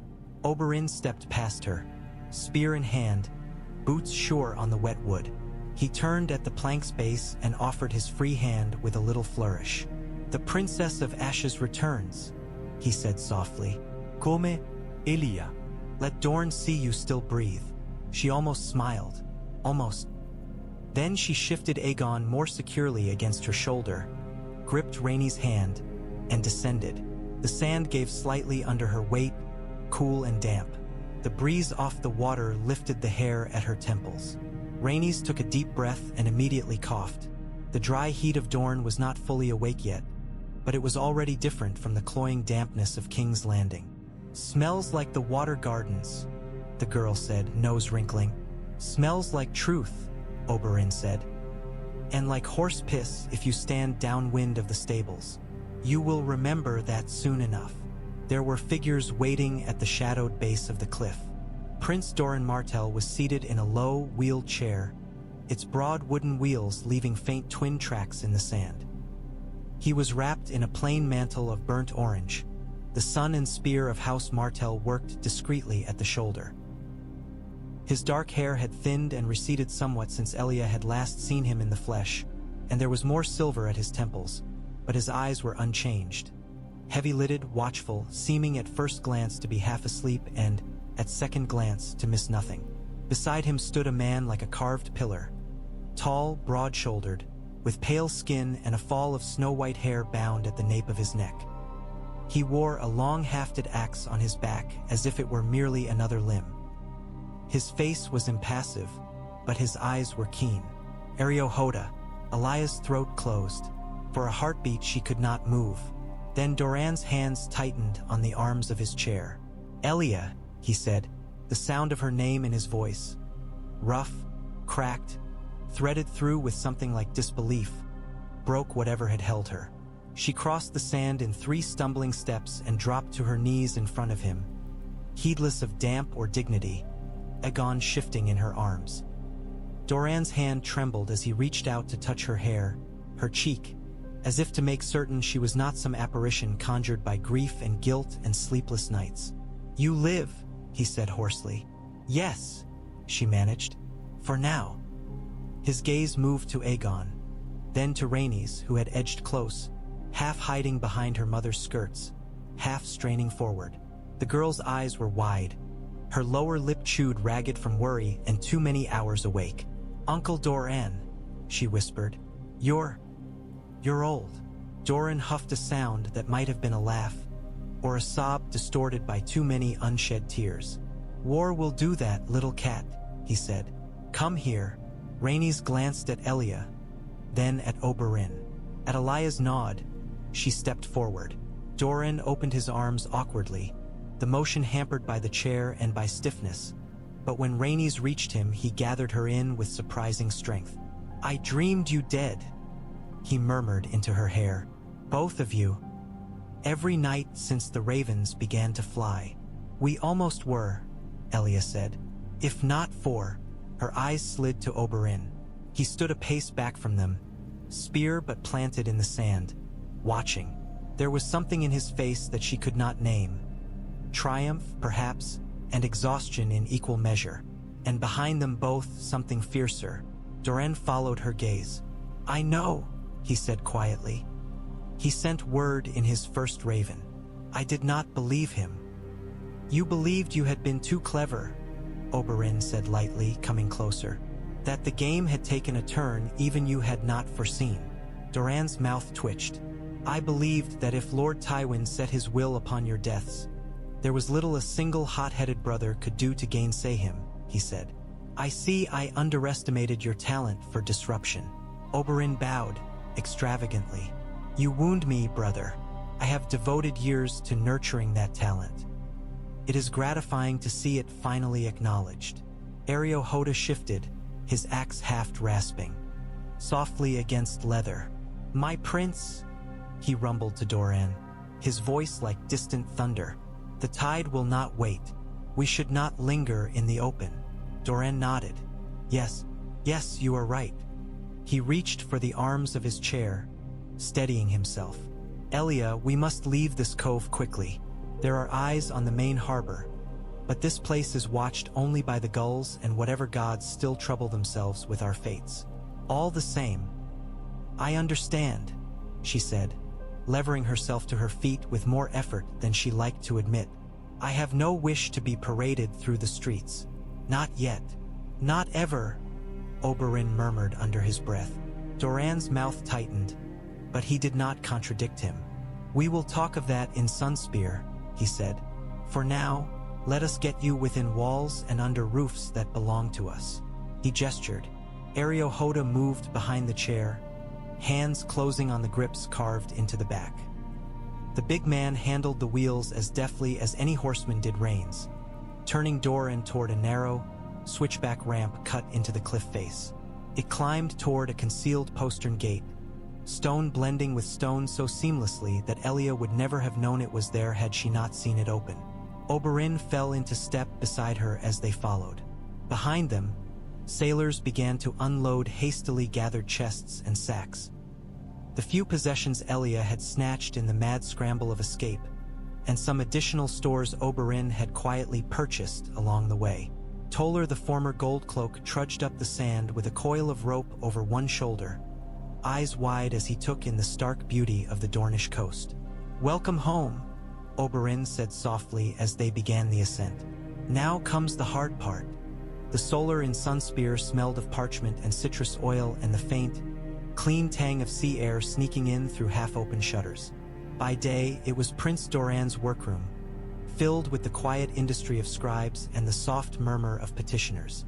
At night, it became something else. A nest of lamplight and shadows, where the Prince of Dorne sat at his Syvast table and thought too much. Tonight, there were 3 Martells in the room. Elia sat in a carved chair near the low couch where the children slept. Rhaenys sprawled in ungraceful exhaustion, one arm flung over her eyes, curls tangled. Aegon was a bundled curve of blankets at the other end, making small, contented noises between breaths. Every so often, Elia's gaze flicked to them, as if to reassure herself they had not vanished in the blink of an eye. Oberyn prowled. He circled the Syvast table like a cat, moving pieces absently. Dragon here, spears there. Elephant nudged to the edge of the board and back again. His restlessness vibrated in the room like plucked string. Doran watched him, fingers steepled, candlelight catching in the dark glass of his eyes. Sit, Oberyn, he said at last. You make me dizzy. I would not want to trouble your delicate constitution, Oberyn said, but he dropped into the chair opposite his brother all the same. He picked up a single Syvast piece.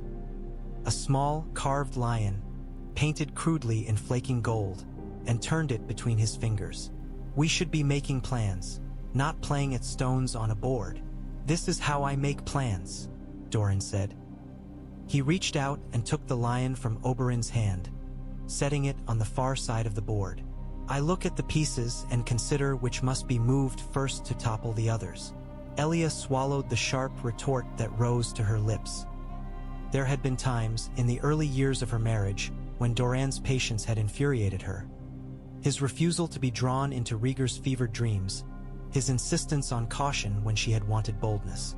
Tonight, she was too tired to be angry, and too aware of the fragility of their situation. What will you do? She asked, the simple question encompassing a continent's worth of fear. Doran studied the board for a moment before answering. First, he said slowly. "We will hide you." Elia's fingers tightened reflexively around the arm of her chair. "Hide me," she repeated. "And the children," he said. "Of course, you cannot remain in Sunspear. Too many eyes, too many tongues.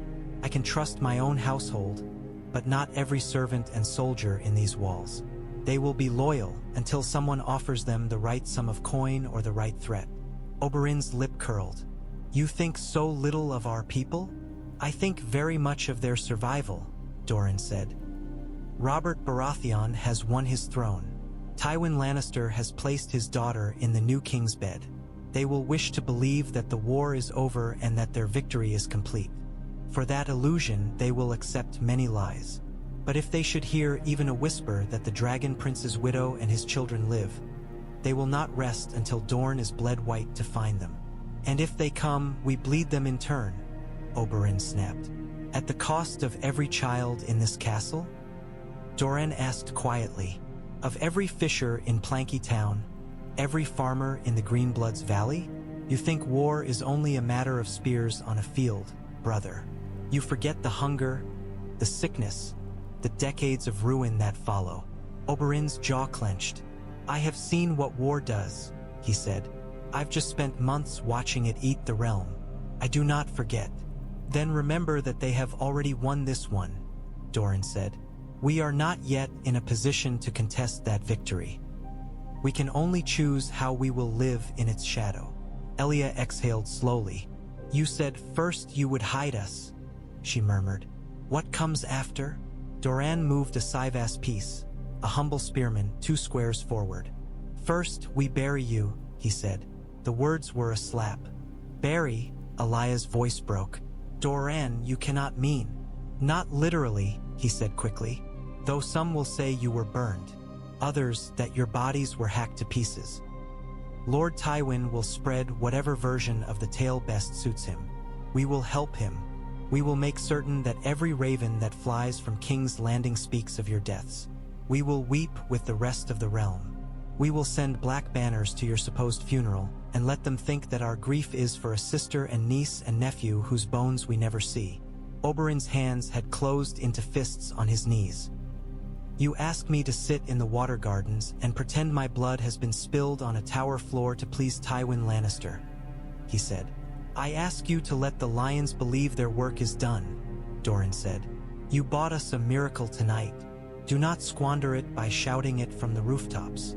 Elia opened her mouth, then closed it again. She could taste bile at the back of her throat. The thought of bards singing of her death, of Rhaenys and Aegon's, was like a hand pressing her face down into cold water. "And where, while the world mourns us, shall we be?" she asked. "Far from Sunspear," Doran said. "There is a holding in the deep south, near the Vaith, that once belonged to a cadet branch of our house. The line died out a generation ago.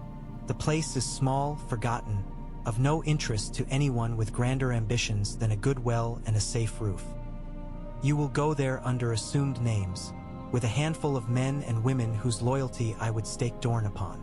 You will be ghosts even in your own land." Oberyn made a harsh sound. "You would lock them away in some half-ruined tower while the world goes on above their heads," he said. "Raise them as peasants, to plow fields instead of thrones? I would keep them alive," Doran said, his voice suddenly sharper than any blade.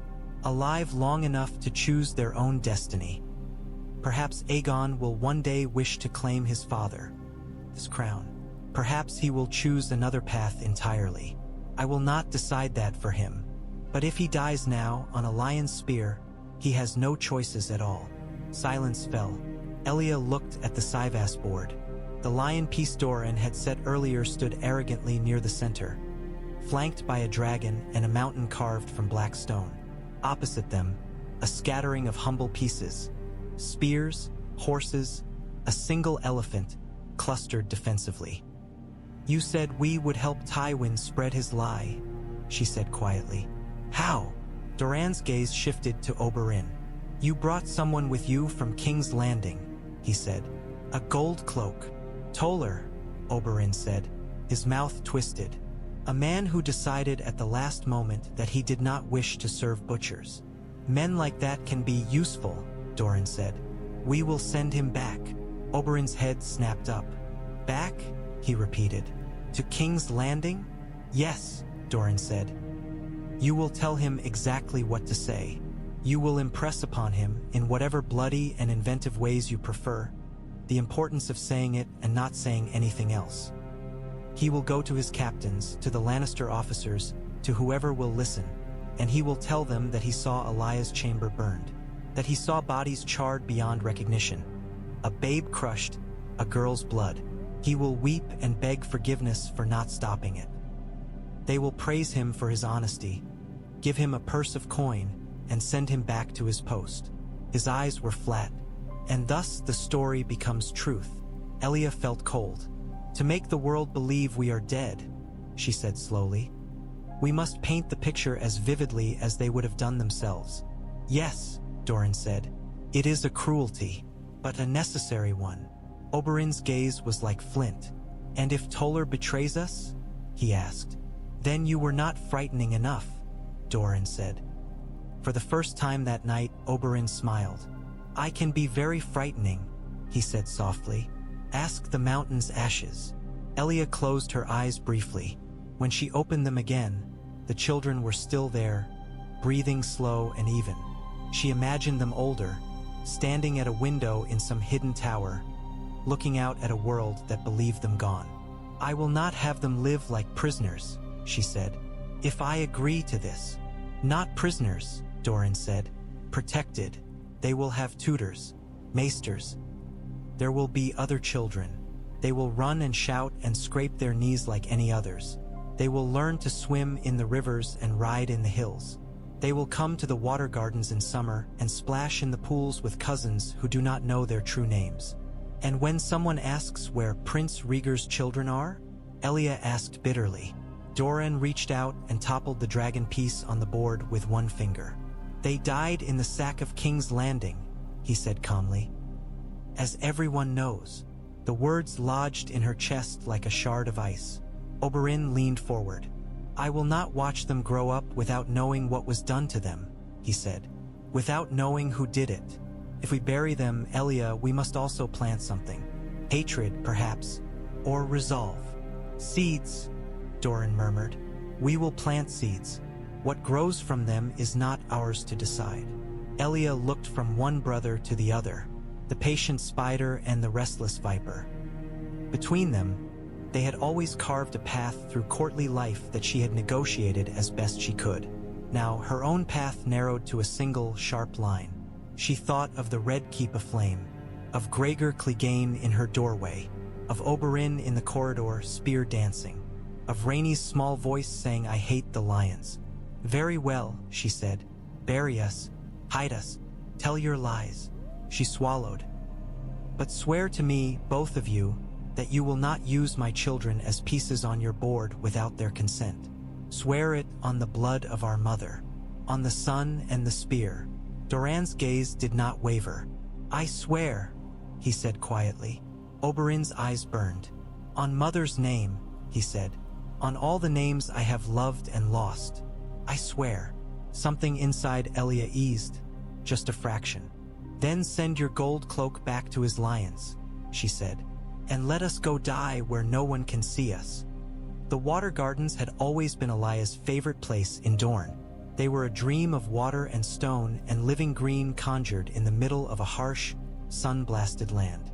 Narrow channels and rills cut through white marble courtyards, feeding long, shallow pools where children splashed and laughed. Orange trees shaded tiled walks, their blossoms perfuming the air. The sound of water was a constant music, a low, soothing murmur that seemed to cool the very bones. Now, as she sat at the lip of one of the larger pools with her skirts hitched to her knees and her bare feet in the water, Elia found the gardens both comfort and cruelty. Rhaenys kicked her legs, sending up small splashes that glittered in the sunlight. Several Dornish children, little lords and ladies from houses sworn to Martell, their surnames a litany of the sands and the valleys, Corgyle, Jourdain, Santagar, darted about, shrieking as they doused one another. The heat pressed down like a hand, but in the water it was bearable, even pleasant. Aegon dozed in the shade beside Elia, lulled by the warmth and the rhythmic sound of splashing. From above, on a shaded balcony overlooking the central court, Prince Doran watched. Hoda stood behind his chair, massive hands resting lightly on its back. To any casual observer, they might have been merely a prince and his guard enjoying the sight of children at play. Only someone who knew Doran well would see the tension in the line of his shoulders, the slight tightness around his eyes. "They look like any others," he murmured. "Good," Areo said simply. Elia pretended not to see them. That was the game today. They were here by chance, like any other noble family taking advantage of the pools. They had come at dawn before most of the others, when the heat was merely a promise. They would leave before midday, slipping away through a servant's corridor to a side gate where a plain, unmarked carriage waited. Rhaenys did not understand any of that yet. To her, this was simply a return to a place she loved. "Mother, look!" she cried, cupping water in both hands and letting it fall again in a sparkling curtain. "It's like rain." "In Dorne, we do not waste rain," Elia said, but there was no sting in the words. "If you must throw water, throw it at your cousins. They need cooling more than the stones." Rhaenys giggled and obliged, sending a small wave toward a boy with a mop of black hair and a hooked nose. He spluttered and retaliated, and soon there was a full-fledged skirmish, shrieks and laughter echoing off the stone. "Will we stay here?" Rhaenys asked after a while, when the battle had subsided and the children drifted into other games. "Always? In the water gardens?" Elia's hand stilled in Aegon's dark hair. "No," she said gently. "We are only visiting." "Why?" Rhaenys frowned, kicking her feet slowly. "If the lions think we're dead, why can't we live here? They won't come looking." Elia glanced up automatically to where she knew Doran was. He was looking down, already anticipating the question. Their gazes met for a heartbeat, then parted, as if that brief contact might somehow draw attention. "Because secrets are like flowers, little cat," Elia said. "If you plant them in too bright a place, everyone sees." Rhaenys made a face. "You and Uncle always talk in riddles now," she complained. "Before, you just said things. In King's Landing, people said things all the time.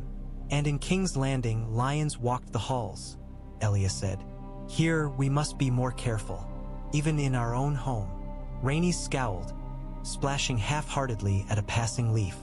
"I don't want to be careful," she muttered. "I want to be free," Elia suggested. Rhaenys looked at her, surprised. "Yes," she said. Elia smiled, a small, crooked thing. "Then we must be careful now, so that later, when you are grown, you can choose your own kind of freedom." The girl considered that, lips pursed. "Like Nymeria," she said at last. "She was careful crossing the sea, and then she burned her ships so no one could send her back." Elia's throat tightened. Images of the torn tapestry in her King's Landing chamber flashed in her mind. Nymeria's embroidered fleet, half aflame. Ships like elongated tongues of fire. "Yes," she said softly. "Something like that." Rhaenys stared at the water. "Am I still a princess?" she asked suddenly. The question caught Elia off guard. "What makes you a princess?" she parried. "Father said I was," Rhaenys said. "He said I was Princess Rhaenys Targaryen of the Dragon's line. Septa Lemore said I should sit straight and not pick my nose because I was a princess." She hunched her shoulders. "But father is dead, and everyone thinks I am, too. So, am I?" Elia looked at her daughter, at the stubborn set of her jaw, at the flecks of gold in her dark eyes, at the way she sat with her knees splayed, utterly indifferent to the notion of courtly grace. "You are what you decide to be," she said slowly. "Titles can be taken away, or lied about, or forgotten in songs. Blood cannot. You are my daughter. You are Rhaegar's daughter. You are of Dorne and of the Dragon line. Call that princess if you like, or call it something else. No one can change what runs in your veins." Rhaenys frowned. "I think I like princess," she said, "but not if it means I have to sit still all the time."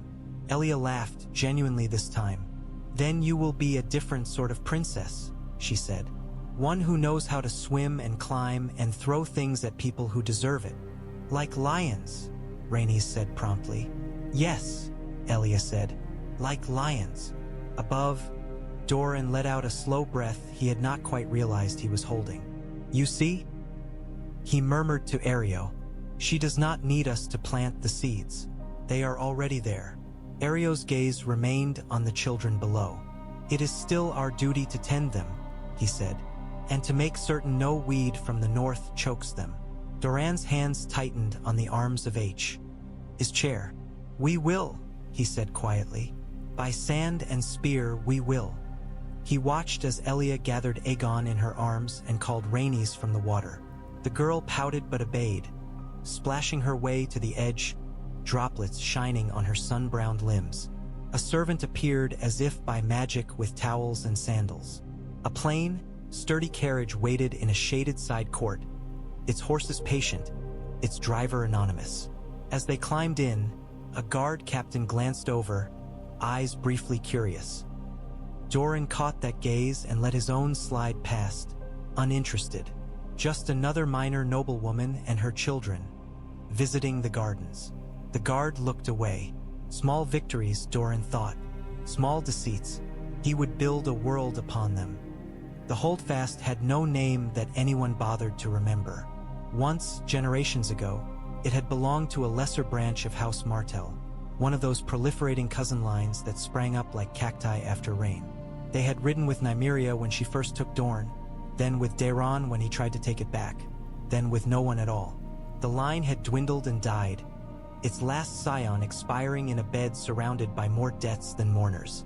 The land reverted to Sunspear. The tower stood, empty and sun-beaten, its wells still sweet, its walls still sound. Now, at dusk, it acquired new ghosts. The carriage creaked as it rolled through the open gate. The courtyard within was small but clean, swept by careful hands. A single gnarled olive tree grew in one corner, its leaves whispering in the evening breeze. Chickens scratched in the hard-packed earth. The air was thick with the smell of dust and hot stone and the faint, evergreen tang of the scrublands beyond. Elia stepped down, one hand on the carriage door, the other cradling Aegon. Rhaenys hopped after her, eyes darting everywhere. Is this it? The girl asked, sounding unimpressed. This is home, Elia said. For a time. A man and a woman approached from the shelter of the tower's shadow. The man was thick-set, his hair gone iron gray, his face a map of old scars. He wore a plain brown tunic, but there was nothing plain about the way he moved. The balanced, wary grace of someone who knew exactly how much space his body took up and how best to use it in a fight. The woman beside him was slender and sundark, her black hair braided back from a face that might have been pretty if it were not so stern. A leather strap across her chest supported a sheathed dagger at her hip. Her arms were bare, corded with muscle. Both dropped to one knee as Elia approached. "My lady," the man said, his voice rough. "Welcome." "Do not lady me in public," Elia said automatically. Doran's instructions lay heavy on her tongue. "I am no one of note. A widow from Norvos, seeking quiet after too much noise." The man's mouth quirked. "As you say," he murmured. "Widow from Norvos." His eyes flicked briefly to the children. "The boy looks like his father." Elia's breath caught. "You knew Rhaegar?" "I knew his father," the man said. "Once. Long ago. I was younger then, and he was too busy being king to notice the likes of me. But blood tells. And you," Elia turned to the woman. "I knew nothing and no one until Prince Doran told me where to stand," the woman said coolly. "Now I know that I will put my spear through any man or woman who comes near your children without your leave. That is enough." Elia studied her. "Your names?" she asked. The man hesitated, then gave a small, wry bow of his head. "I have been many things," he said. "Once, I was called Mors Jordain. If anyone comes asking for that man, he died years ago, drunk in a ditch. Here, I am only Mors." The woman's chin lifted a fraction. "Nalia Sand," she said. I have not yet had time to disgrace that name, so I keep it. Very well, Mors. Nalia. Elia shifted Aegon, who had begun to fuss, perhaps sensing the tension in the air. You know why we are here. Mor's gaze flicked to the tower, the walls, the open sky. To hide from lions, he said. To live, Elia said. To grow. To be more than shadows. She met his eyes. I will not have my children's world be only this courtyard and these walls. There will be lessons, books. There will be visits to the water gardens. To Sunspear, perhaps, when it is safe enough. They will know they are more than ghosts. Mor's scarred face softened, just a fraction. Prince Doran said much the same, he said. We will keep them safe, He caught himself. We will keep them safe, he repeated. Nalia's gaze had gone to Rhaenys. The girl stared back, unabashed. Do you know how to climb? Nalia asked abruptly. Rhaenys blinked. Yes, she said. I climbed the kitchens in King's Landing once. Septa Lemore said it was unseemly. Good, Nalia said. She pointed to the tower's outer wall, where rough-cut stones offered a dozen potential handholds. That is your rampart. If someone comes through the gate who should not, you climb. Fast. There is a bell at the top. Ring it until your arms fall off. Rhaenys' eyes lit with interest. Can I climb now? She asked. After we have eaten, Elia said firmly. And after we have looked at your rooms. Will they be pretty? Rhaenys pressed. They will be yours, Elia said. We can make them pretty. The tower's interior was cooler than the courtyard. The thick stone walls holding the day's worst heat at bay.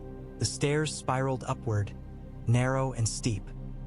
Rhaenys bounded ahead, her earlier unimpressed air forgotten, delighted by every arrow slit and alcove. Aegon babbled softly, reaching for the light that slanted through high, narrow windows. Elia's assigned chamber on the second level was small but clean. A bed with a plain, sturdy frame, a chest, a washstand, a narrow window that looked out over the scrublands, where the land rolled away in low, dusty hills toward the horizon.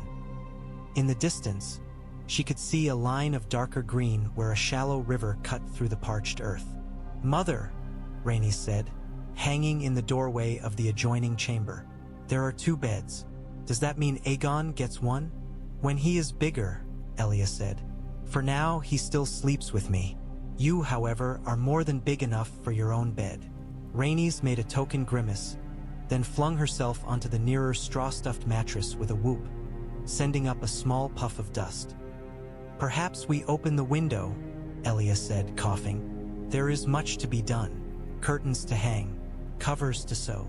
She spoke briskly, cataloging tasks because the alternative was collapsing onto the plain bed and letting the weight of what she had agreed to crush her.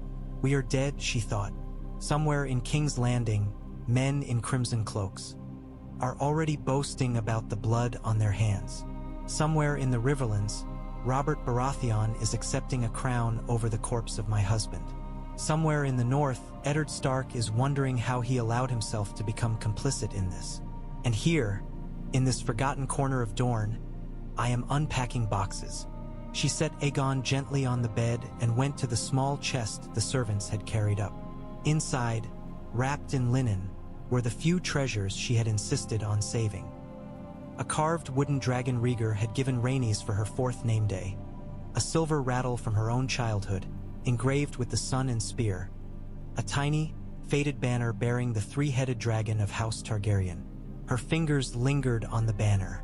For a moment, she almost shoved it back into the chest, hidden. Then, slowly, she crossed to the shallow fireplace and hung it on a nail above the mantel. Rhaenys watched her. I thought we were hiding, she said. We are, Elia said. From the world. She touched the banner with 2 fingers. Not from ourselves. The girl nodded solemnly, as if this were a sacred rule. Then I'm still Princess Rhaenys Targaryen, she said. You are, Elia said, and you are also Rhaenys of Nowhere in particular, who lives in a dusty tower and climbs walls and rings bells and learns to throw knives. You can be both. Rhaenys grinned. Both sounds good. Elia smiled, faint but real. Downstairs, the gate creaked shut. The last light of day slipped from gold to red to deepening blue. Somewhere far away, ravens flew with tales of death. Here, life unfolded, quietly, in a forgotten place that would one day be very important indeed. The tower had a room that had once been used for storing grain. Now, with sacks and barrels shifted to one side, it served a different purpose. A single oil lamp burned on the small table, its light feeble against the thick stone walls. Shadows clung to the corners, making the space feel smaller than it was. The air smelled of dust, old wheat, and the sharp, metallic tang of the oil Oberyn had dabbed on the blade of his dagger. Toller sat on a stool opposite him, hands tied behind his back, ankles lashed to the legs of the seat. Sweat slicked his forehead despite the cool of the desert night.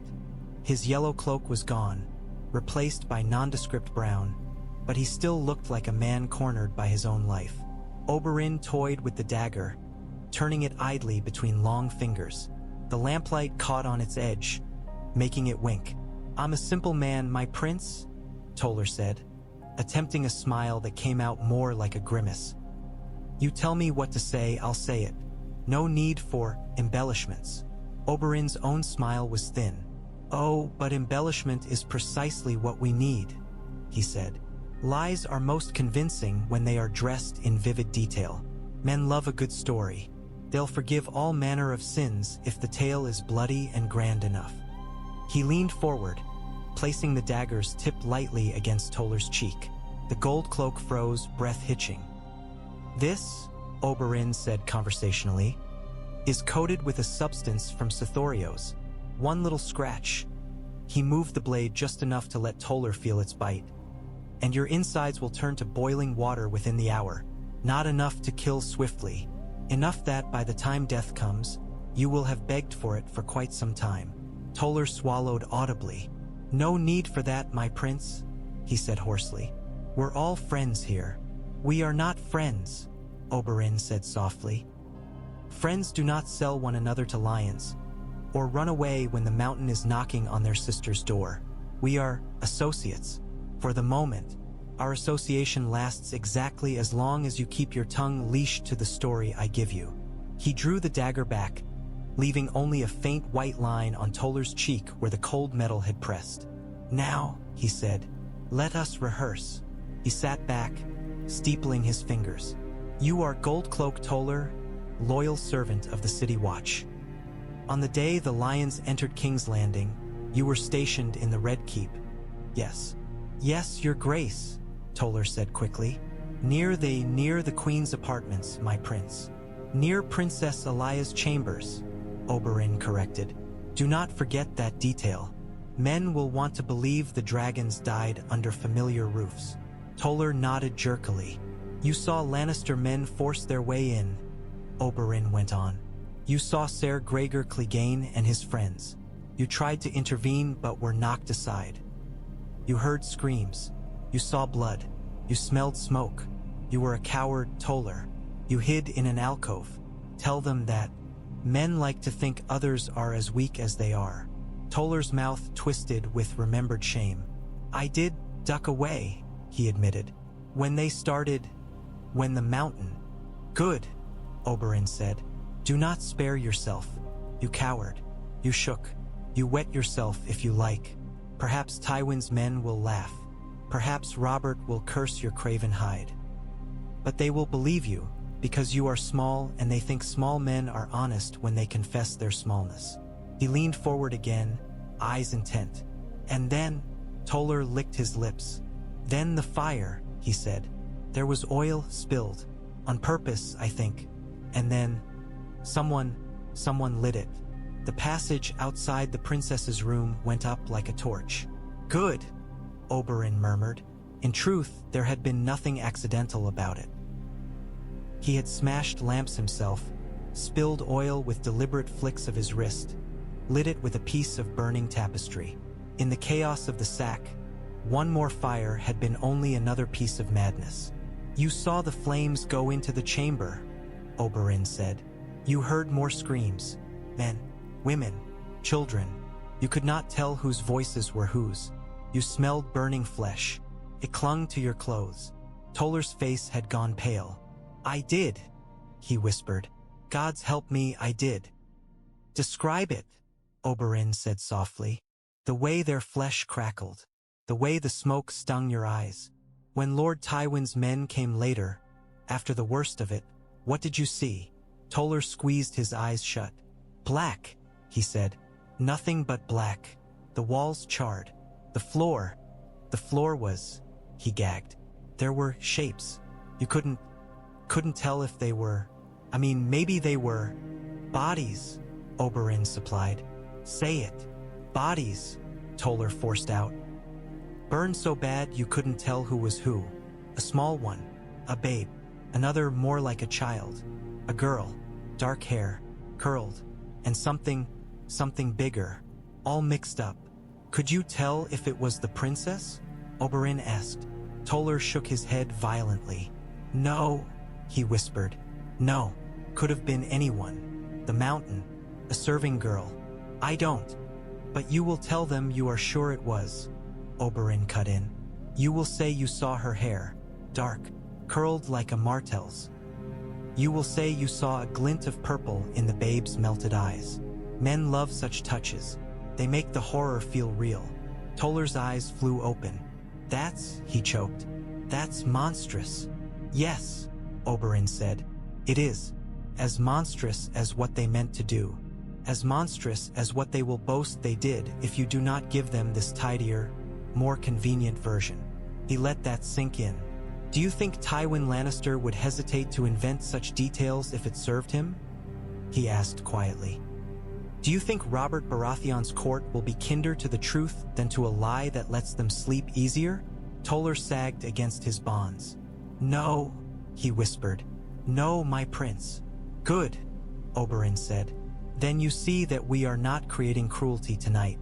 We are merely choosing which cruelty will stand in the songs. He leaned back, tapping the dagger's hilt against the table. You will go back to King's Landing, he said. You will report to your captain. You will tell him you stayed at your post while others ran, that you saw what was done. You will weep. You will drink if they put a cup in your hand, but not so much that you forget the story. And you will never, ever hint that any escaped. Toller nodded numbly. And if, Oberyn went on conversationally, in a year or 5 or 20, you should find your tongue loosening. If drink or guilt or greed should tempt you to whisper to someone that you once helped a Martell weasel dragons from a lion's teeth. He smiled. It was not a pleasant expression. Then, he said, you will discover that Dorne's reach is longer than you think. We have friends in many places. Some of them are very good at making men disappear. Toller swallowed. I understand, he rasped. I won't say a word, my prince. Not one. I swear it. Oberyn studied him, searching for any flicker of duplicity. He saw only fear and something else. A grim, resigned acceptance. Toller knew now that whatever life he returned to would never again belong entirely to him. Very well, Oberyn said. He rose, sliding the dagger back into its sheath. We will untie you in the morning. You will ride with a small escort to Planky Town, and from there take ship north. You will arrive in King's Landing footsore and filthy, a man who has walked half the realm on his own 2 feet to bring his lords ill tidings. He paused at the doorway. And Toller, he added without turning. Remember this. For as long as you keep your silence, you are the only man in King's Landing besides Varys the Spider who truly knows what happened that day. That is a kind of power. Toller let out a shaky breath. Feels more like a curse, he muttered. Oberyn's smile was thin and cruel and not entirely without sympathy. In Dorne, he said, we are taught young that the two are often the same. The Iron Throne looked different with a stag above it. Where once a dragon had coiled and spread its wings on the banners hanging behind the chair of twisted swords, now a rampant stag reared, crowned and defiant. The standard's black field drank the light, making its golden charge seem to leap toward anyone who looked too long. Robert Baratheon sat beneath it like a man still growing accustomed to the weight he carried. He wore no plate today, only a tunic of black velvet with the crowned stag in gold thread, and a fur-lined cloak that seemed slightly too heavy for the lingering heat of late summer. The strain of war and the joy of victory both still clung to him. He had lost weight since the days when he had been only Lord of Storm's End, but there was already a hint of bloat around his middle, the first sign of the life he would eventually live. His hair and beard were a wild black thicket, his eyes an unsettling blue. Lord Tywin Lannister stood below the steps, golden armor polished to a high sheen that caught every flicker of torchlight. His face was impassive. Only one hand moved, fingers flexing minutely as they rested on the pommel of his sword. Eddard Stark stood on Robert's other side, lean and grim, gray eyes shadowed. He had come south to see his friend crowned and to return home as soon as decency allowed. Already, he felt the pull of the north like a tide. The throne room smelled of sweat and steel and incense. Outside, King's Landing still stank of smoke and death, but inside, the stones had been scrubbed, the char cleaned away, the blood scratched from the cracks as best as could be managed. Toller knelt on the bare floor, head bowed, hands clenched against his thighs. They had made him wait, standing in a side hall while petitioners and flatterers and men with lists of grievances paraded before the king. When at last his name had been called, Toller of the City Watch with tidings from the Red Keep. His legs had nearly buckled beneath him. Now he kept his eyes fixed on a single, warped sword that jutted from the throne's edge, its tip twisted like a serpent. If he looked up, he feared his tongue would dry to dust.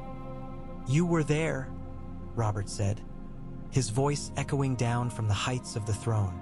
"In the Red Keep, when it happened." "Yes, your grace," Toller said hoarsely. The word still felt strange in his mouth, applied to someone other than the madman whose ravings had once held this room. I was on duty at Maegor's Holdfast." "Tell us," Robert said. There was a tightness to his jaw that did not match the lazy sprawl of his posture. "Tell us what you saw." Toller swallowed. He thought of Oberyn's dagger, of the cold gleam in the Dornish prince's eyes, of the quiet tower room and the promise of Sithorios in his veins if he failed. And he thought of the fire, of the smoke, of the scream he had heard, the one he still heard at night when he tried to sleep. "It was chaos, your grace," he began. "After Ser Jaime opened the gates, after the bells, the Lannister men came through the city like a storm." He risked a glance at Tywin. The Lord of Casterly Rock's face might have been hewn from his namesake. No reaction. "They said they fought for you," Toller went on, "to end the sack, to stop the worst of it. Maybe some of them did." Ned's mouth tightened. "But not all," Toller said. "They came to the keep, to Maegor's. Some were sent to the queen's rooms. Others went for Princess Elia."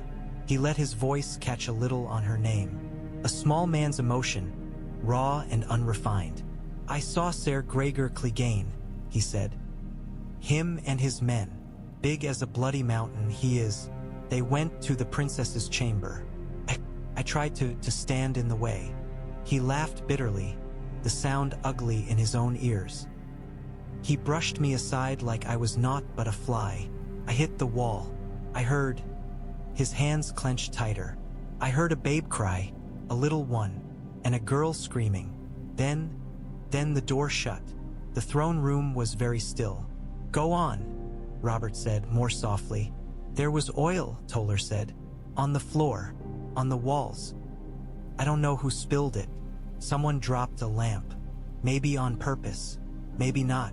The fire," he swallowed. "It went up so fast. The whole passage outside the princess's chamber turned to flame. I couldn't get near. No one could. We heard your grace. The screaming. Men, too, some of the Lannister soldiers got caught in it. Burning. Gods." He shuddered. He did not have to fake that part. "When it died down," he said, "the stone was black, the door half gone. We went in."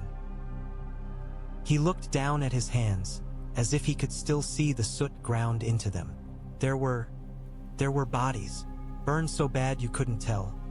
But there was a small one, crushed like something big had fallen on it, and another a bit bigger. A girl, dark hair, curled, and one more, could have been the princess. I saw a bit of her hair too. He squeezed his eyes shut. They were all stuck together, melted. You couldn't. His voice broke. Ned Stark turned his head away, jaw working. He had seen his share of gruesome sights in this war. Heads on spikes, men belly opened on the battlefield. But there was something in the picture Toller painted that made Bal burn the back of his throat. Robert sat very still. There was nothing left to save, Toller finished in a whisper. Nothing left to do but cover him with a sheet, and go tell Lord Tywin. His gaze skittered to the lord in question. Tywin Lannister's eyes were hooded, thoughtful. A muscle in his cheek jumped once, then stilled. And what did Lord Tywin say? Robert asked. He said, Toller's voice went flat. He said the war was done, that the dragon's head was cut off, that now you could wear your crown without fearing the vipers in your bed.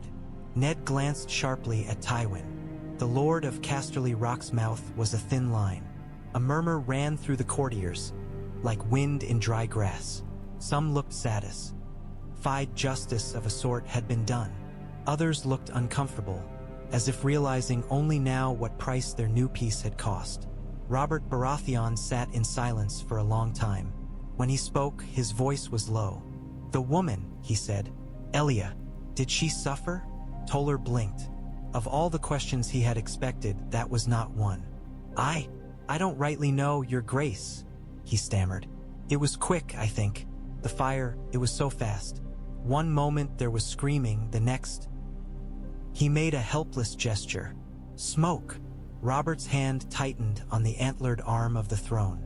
Ser Barristan told me once that Ares burned men slowly, he said. Used green fire. Watched him writhe. His mouth twisted. Whatever else this was, it wasn't that. It was a strange solace. Ned found no comfort in it.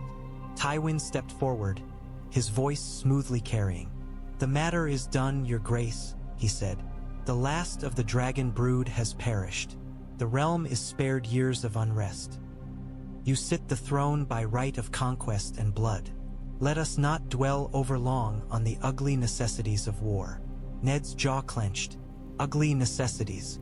He thought of a babe crushed, a girl's curls singed, of a Dornish princess who had smiled politely at him at feasts, thin and weary, and whose only crime had been marrying the wrong man. Ugly or not, he said quietly, what is done in war is not so easily forgotten. Tywin's gaze met his. Something cold flashed there. Some men have longer memories than others, Lord Stark, he said, but they all die in the end. Robert shifted, as if shaking off an unwelcome weight. Enough, he growled. The Targaryens are dead. That's an end to it. We'll not speak of them again if we can help it. He looked down at Toller. You did your duty, man. You stayed at your post while others fled. You have my thanks. See him paid, Lord Varys. The spider, who had watched and listened from the edge of the gathering, inclining his bald head respectfully, stepped forward with soft, measured steps. His eyes lingered on Toller with an unreadable expression. As you command, your grace, he murmured. Toller bowed his head lower. Thank you, your grace, he said, the words thick. As he was led from the throne room, purse heavy at his belt and Oberyn's imagined knife heavier still against his conscience. He could not shake the sense that a net had just been cast. He did not know who held its ropes. Behind him, the court began to talk of other things. Tournaments, marriages, titles to be granted, lands to be divided. No one watched the spot on the floor where he had knelt, where his words had turned living people into convenient dead. The raven from King's Landing arrived 3 days after Toller's audience with the king. Its black wings beat against the twilight as it descended to the rookery atop Sunspear's highest tower. The maester, a thin, sallow man with a chain that clinked softly when he moved, untied the small scroll from its leg with fingers that had grown deft with long practice. His eyes flicked over the seal. A crowned stag pressed into black wax. He broke it and read. Later, in Doran's solar, he stood with head bowed, extending the parchment to his prince. "From King's Landing," he said unnecessarily. "The king's own hand, or so the signature claims." Doran took the scroll, his face revealing nothing. He read slowly, lips barely moving. "To our loyal Prince of Dorne, Robert of House Baratheon, first of his name, King of the Undulls and the First Men, Lord of the Seven Kingdoms and Protector of the Realm, sends greetings." The words were thick with formula and flattery. "The rebellion's just cause. The usurper cast down. The realm at peace."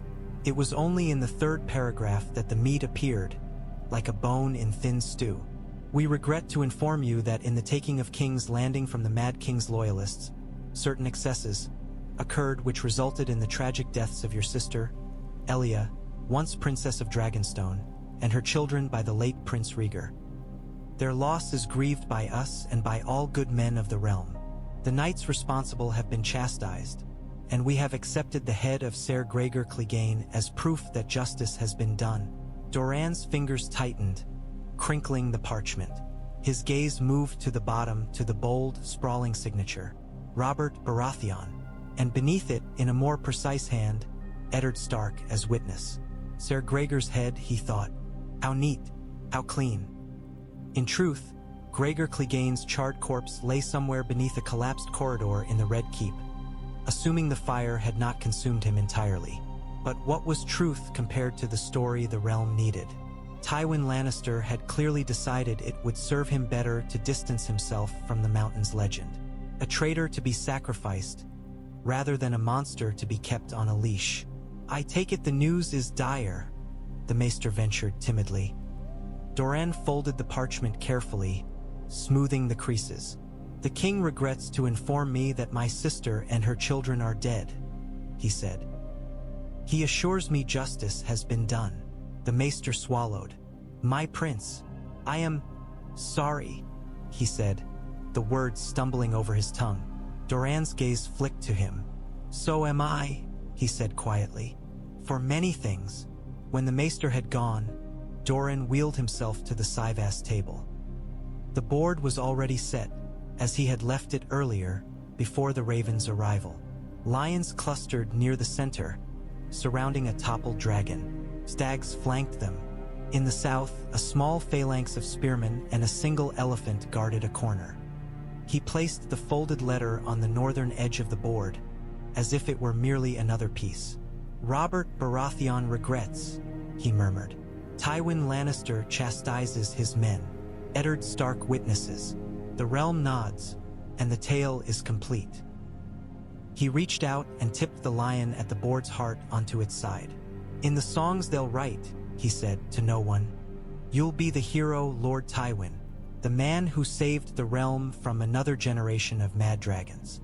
They'll forget that it was you who armed Ares with wildfire in the first place, that you sat in your rock and watched while the kingdom burned, then rode down in golden armor to claim the ashes." He moved a spear piece forward, placing it on the border between Dorne and the Stormlands. "You have made a mistake," he said softly. "You think a dead child is the end of a bloodline. You have never watched anything grow in the desert, have you? You do not know how stubborn life can be when it has no business thriving." The door opened quietly. Oberyn slipped in, still smelling faintly of horse and dust. He had spent the day riding, first to the water gardens to check on Elia and the children, then to the Vaith to inspect the garrison there, to remind them, in his own persuasive way, that the quiet little Holdfast in the south was not to be neglected. "Raven?" he asked, seeing the parchment.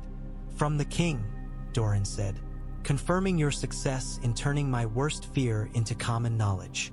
Oberyn raised a brow. "I take it we're dead," he said. "Utterly," Doran said, "burned and broken and mourned by all good men." He flicked the letter with one finger. "Robert commiserates. He assures me he has chastised those responsible.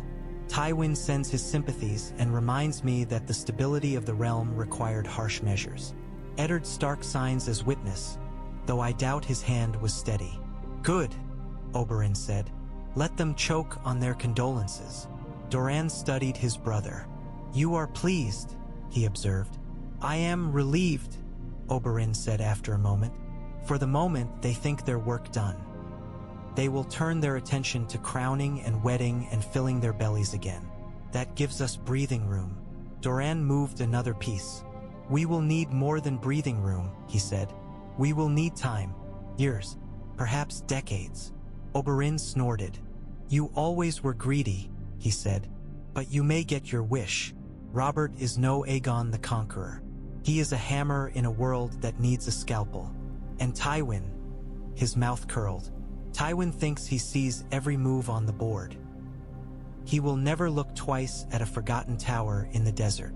He sank into the chair opposite Doran, stretching his legs. How is she? He asked. Elia? Doran's gaze softened. Tired, sharp, angry, better than I feared, worse than I would wish. Rhaenys climbs walls and terrorizes the chickens. Aegon has discovered his toes. Oberyn smiled despite himself. Good, he said. Soon he will discover everyone else's. I shall teach him where to step. Doran nudged a sand-colored piece, a spear with a stylized sun at its tip, toward the center of the board. Lord Tywin believes he has removed a threat to his grandchildren, he said.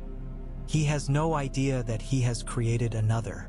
2, in fact, perhaps 3, if Elia ever decides to take a more active role in the ruin of men who wronged her. Oberyn's grin turned feral. There's the brother I know, he said. For a moment, I feared grief had put out your fire. Grief is not a fire, Doran said quietly. It is sand. It slides into every crack, grinding, wearing. It is heavy, but it is also what dunes are made of. And dunes can bury cities. He touched the letter again, then set a lion piece atop it, as if pinning it down. Let them have their neat little story, he said. We will write a Messier one in time. Oberyn reached out and moved a single piece of his own, an unassuming little footman carved from dark wood. He placed it beside one of Doran's spears, on the border between Dorne and the Reach.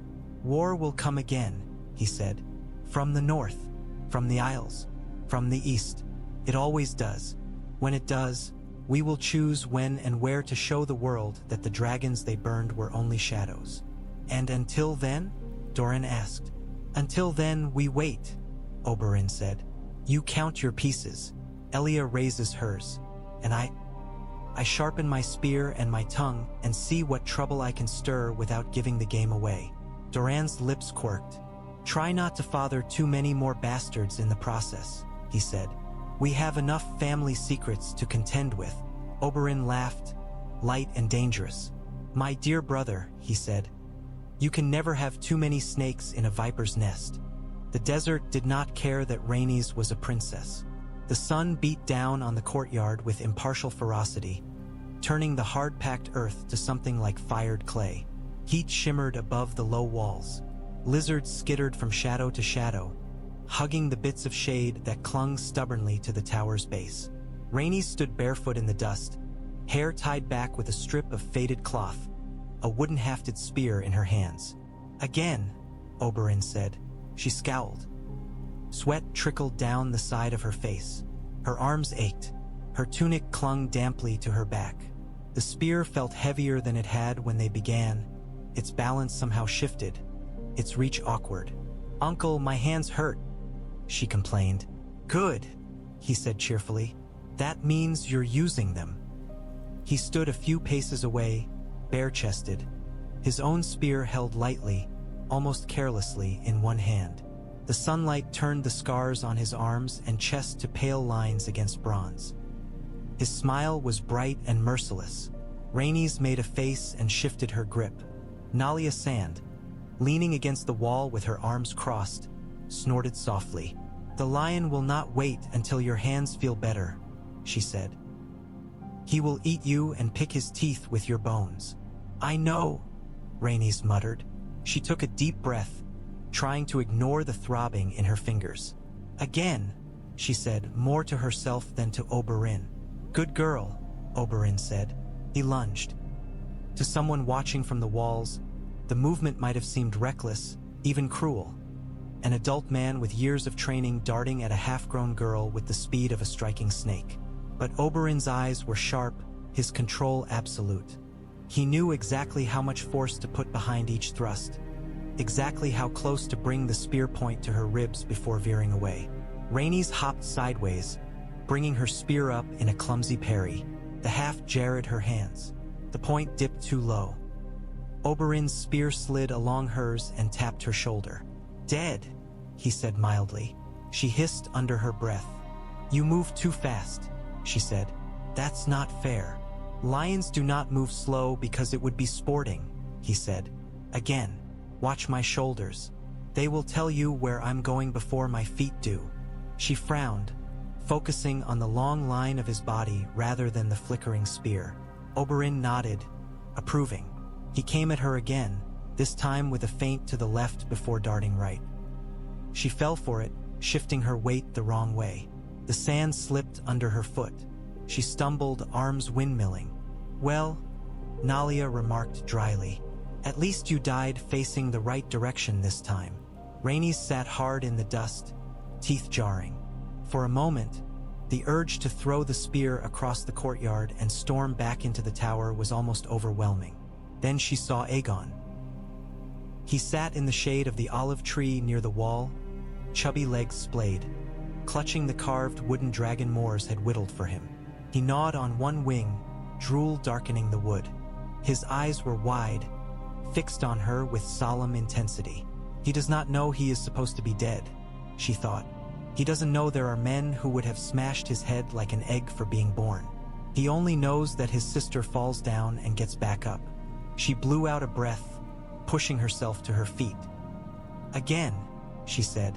Oberyn's smile widened. "Better," he said. "Now remember what I told you about feet. The spear is not your weapon. The ground is. You make others trip over it." They went on. Gradually, the wild flailing gave way to something more precise. Rhaenys' feet found their place in the dust, her body learning the rhythm of step, twist, thrust. She was still small, still clumsy, but there were flashes. Brief, bright moments when the spear moved as an extension of her, rather than a foreign thing in her hands. In one such moment, she fainted high, just as he had, then dropped low, driving the haft forward in a move that would have smashed into his knee if he had not twisted away at the last instant. "Good," he said. "Very good. You nearly stole my leg." She grinned, panting. "I meant to." "I know," he said. Nalia pushed off the wall. "Enough," she said. "If you cook her in one day, she won't last the week." Rhaenys glared. "I can last," she protested. "Not if you fall over from heat before anyone can stab you," Nalia retorted. "Drink." She tossed a water skin. Rhaenys fumbled it, catching it on the second try. The water inside was warm, but it tasted like life. She gulped greedily, then wiped her mouth with the back of her hand. "What good will this do?" she asked suddenly, looking from Oberyn to Nalia. "We're hiding. Uncle Doran says we're ghosts. Ghosts don't need spears." "Ghosts are bad at killing," Oberyn agreed. "But girls with spears are not." Nalia squatted in front of her, meeting her gaze levelly. "We hide now so we can choose when to stop," she said. "When that day comes, you will want more than tears and pretty words." Rhaenys thought of the Red Keep, of the heat of the fire pressing through stone, of her mother's tight voice saying, "Do not look back." She thought of men in crimson cloaks laughing as they kicked in doors. "I will want to kill them," she said. Oberyn's expression sharpened. "Then you will need a spear," he said. Nalia reached out and tapped Rhaenys on the forehead. "And this," she added. "Anyone can stick a piece of wood at someone. Not everyone can choose when not to." Rhaenys frowned. "Why would I choose not to?" she asked. "Because some of the men you meet will deserve it," Nalia said. "And some will be fools. And some will be both. If you kill every fool who annoys you, you'll run out of time to deal with those who truly need it." Oberyn laughed. "Listen to her," he said. "She's wise. I only aim for the entertaining deaths. She aims for the necessary ones." Rhaenys considered this, brow furrowed. At her feet, Aegon babbled, banging the wooden dragon against the packed earth. "I will kill the ones who laughed," she said finally. "The ones who think burning children is a story to tell in taverns." Oberyn's smile faded. He reached out and cupped the back of her neck, thumb brushing a smear of dust from her jaw. "Good," he said quietly. "Hold on to that. But remember what I told you in the gardens. Hatred is wine. A little warms you, too much makes you stumble." She nodded, though she did not fully understand. She suspected she would one day. The sun crept lower, its angle turning the courtyard's shadows long. Mors called from the doorway that the evening meal was ready. Rhaenys set her spear against the wall and scooped up Aegon, who protested briefly before settling with his thumb in his mouth. As they went inside, Oberyn lingered for a moment, looking out over the scrubland toward the distant line where the land met the sky. "One day," he murmured to himself, "you will stand in a different courtyard, little niece. Your hands will not tremble, and the lions will learn what it means to fear someone who remembers." He smiled, sharp and secret, and followed his family into the tower. Aegon's legs were too short to reach the floor. He swung them anyway, heels thudding softly against the chair's rung as he peered over the table at the map spread between him and Doran. The parchment was old, its edges softened by years of use, its colors faded but still clear enough. Tiny painted castles marked holds and cities. Rivers wound in thin blue lines. Mountains rose in jagged, inked ridges. "You see," Doran said, tapping a fingertip lightly on the eastern coast. "Here is King's Landing, built on the Blackwater Rush. These are the Crownlands." Aegon's brow furrowed. "Where we lived," he said. "For a time," Doran said. "Before you came home." Aegon's small finger traced a line south, following the coastline. "And this is here?" he asked, tapping roughly where Dorne's border kissed the sea. "Close," Doran said. He moved Aegon's finger a little. "Here, this is the south. The tower where you live now is too small to be on this map, but it is near the Vaith." Aegon nodded, eyes intent. His hair had darkened as he grew, the fine baby down thickening into something closer to his mother's soft curls. His eyes, though, were his father's, deep violet, sometimes seeming almost blue in certain lights. Doran had to remind himself sometimes to see the boy and not the ghost. He reached into a small box and drew out a handful of objects. Smooth river stones, worn by water, and little carved figures, the work of Mor's patient hands. A deer for the stag, a lion for the Lannisters, a sun and spear, a three-headed dragon. "These are our players," he said. "Not all, but enough for now." He placed the stag on King's Landing. "Here sits King Robert," he said. "Do you remember what I told you of him?" Aegon frowned in concentration. "He fought your brother," he said. "The prince. My father." The word came awkwardly. Elia spoke of Rhaegar rarely, and always with a certain distance. "He hit him with a hammer and broke his armor, and he fell in the river." "Very good," Doran said. "And why did they fight?" "Because father took his lady friend," Aegon said promptly. "Lady Lyanna, and King Robert didn't like that." Doran's mouth twitched. The story, in its simplest form, sounded childish, almost petty.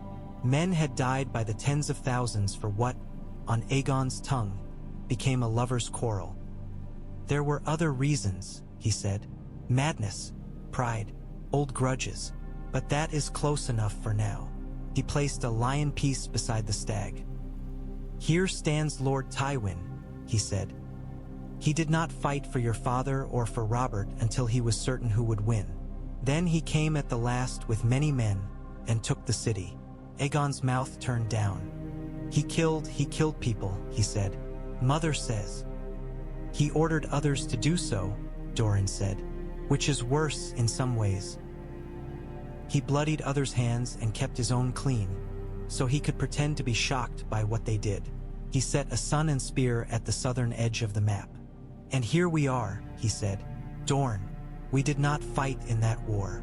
Because grandfather didn't like the dragons? Aegon asked.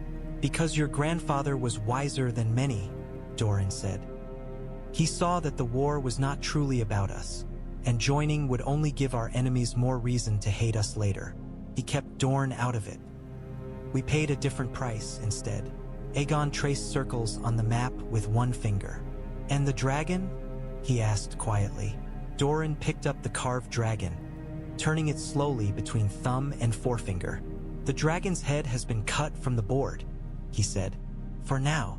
Aegon looked up, eyes very serious. But I'm a dragon, he said. Mother says so. Uncle Oberyn says so. He says I'm a viper too, but that's only when I steal his wine. Doran smiled despite himself. You are both, he said. Dragon and viper, fire and sand. Westeros loves simple stories. Aegon. They like to know who is what. Stags in the Stormlands, lions in the west, wolves in the north. They will try to tell you that you must be only one thing. Do not let them. Aegon considered this. What if I want to be a fish? He asked suddenly. Then I can swim away when people shout. Then be a fish in your own mind, Doran said. But remember that the world will see you as a dragon whether you like it or not. It is better to know what mask they have given you than to pretend otherwise. He placed the dragon in the sea between Dorne and King's Landing, halfway between. Here you are for now, he said. Neither in the north nor the south, neither in fire nor in sand. The world thinks this peace has been swept from the board, that ignorance is a shield, but it cannot last forever. Aegon leaned forward, eyes narrowing. What happens when they find out? He asked. That I'm not. He hesitated, then forced the word out. Dead. That depends, Doran said. On who finds out and when and what kind of man you have become by then. He moved a river stone to sit beside the dragon. These are people, he said. Not kings, not lords, just men and women and children who live in the lands over which these pieces pretend to rule. When you move Aegon, you do not only move yourself. You move them, their lives, their homes, their blood. Aegon turned his head, looking at him sidelong. If I went to King's Landing, he said slowly, and said, I'm the prince, that throne is mine, would the people be happy? Doran exhaled. Some would, he said. They might say, ah, good, the rightful king has come, now things will be better. Others would say, another war, more dead sons, more burned fields. Some would not care at all, so long as their taxes did not climb too high and their bellies were not empty. So, there's no right answer, Aegon said, frowning. There are better answers, Doran said, and worse ones. Men will tell you that honor demands one thing, that justice demands another, that vengeance demands a third. They will all be very sure. You will have to choose which you can live with. Aegon huffed. That sounds hard, he said. It is, Doran said. That is why I would prefer you have years to think about it before the choice is forced upon you. He reached out and moved the dragon back to the southern edge, tucking it between the sun and spear and a small cluster of stones. For now, he said, your realm is this tower, these hills, the people who live around them. Learn them, understand them. If you cannot be a good prince to 20 souls, you have no business seeking 70,000. Aegon's gaze dropped to the map again. He nodded slowly. Can I move the pieces? He asked. Doran slid the box closer. Of course, he said. Show me what you would do. Aegon picked up the dragon and placed it, rashly, inevitably, right back in King's Landing atop the stag. First I go there, he said, and I say, that's mine. Doran raised a brow. And the stag? Aegon considered. I ask him to move, he said. If he doesn't, He picked up the lion and knocked it aside, then set the dragon down firmly. I hit him, he finished. And what do the people do when the pieces fight? Doran asked. Aegon bit his lip. They die, he said reluctantly. Yes, Doran said. Remember that, little dragon. Every time you move, someone bleeds. Aegon looked at the map for a long moment. Then, slowly, he moved the dragon south again, back to Dorne. "Maybe I wait," he said, "a bit, until I'm bigger, and I know more." Doran's lips curved. "That," he said, "is the best move you've made all day." The desert at night was a different country. The heat that had baked the stones all day bled away into the sky, leaving the air cool and dry. The wind rose, carrying with it the whisper of sand shifting, of distant insects, of the faint calls of night birds. The stars burned with a clarity Elia had not seen in years, unclouded by the smoke and lantern light of a capital. Elia stood on the parapet, hands resting on the weathered stone. The roughness beneath her palms grounded her. Behind her, through the narrow window of her chamber, she could hear the soft, even breathing of her children. Rhaenys muttered occasionally in her sleep, half-articulated phrases that were mostly nonsense now but would one day coalesce into dreams she could not protect her from. Aegon snored very softly, a kitten's rumble. Above the small fireplace, the faded Targaryen banner she had hung earlier that year fluttered slightly in the draft. Its dragon was more gray than black now, its three heads blurred by time, but it was there, a stubborn, tattered symbol of a house the world believed broken. She tipped her head back, looking up. When she had been a girl, the constellations had been stories. The spear, the scorpion, the ship that sailed the sky. In King's Landing, the same stars had felt foreign. Tonight, they seemed to have followed her home, rearranging themselves into a new tale.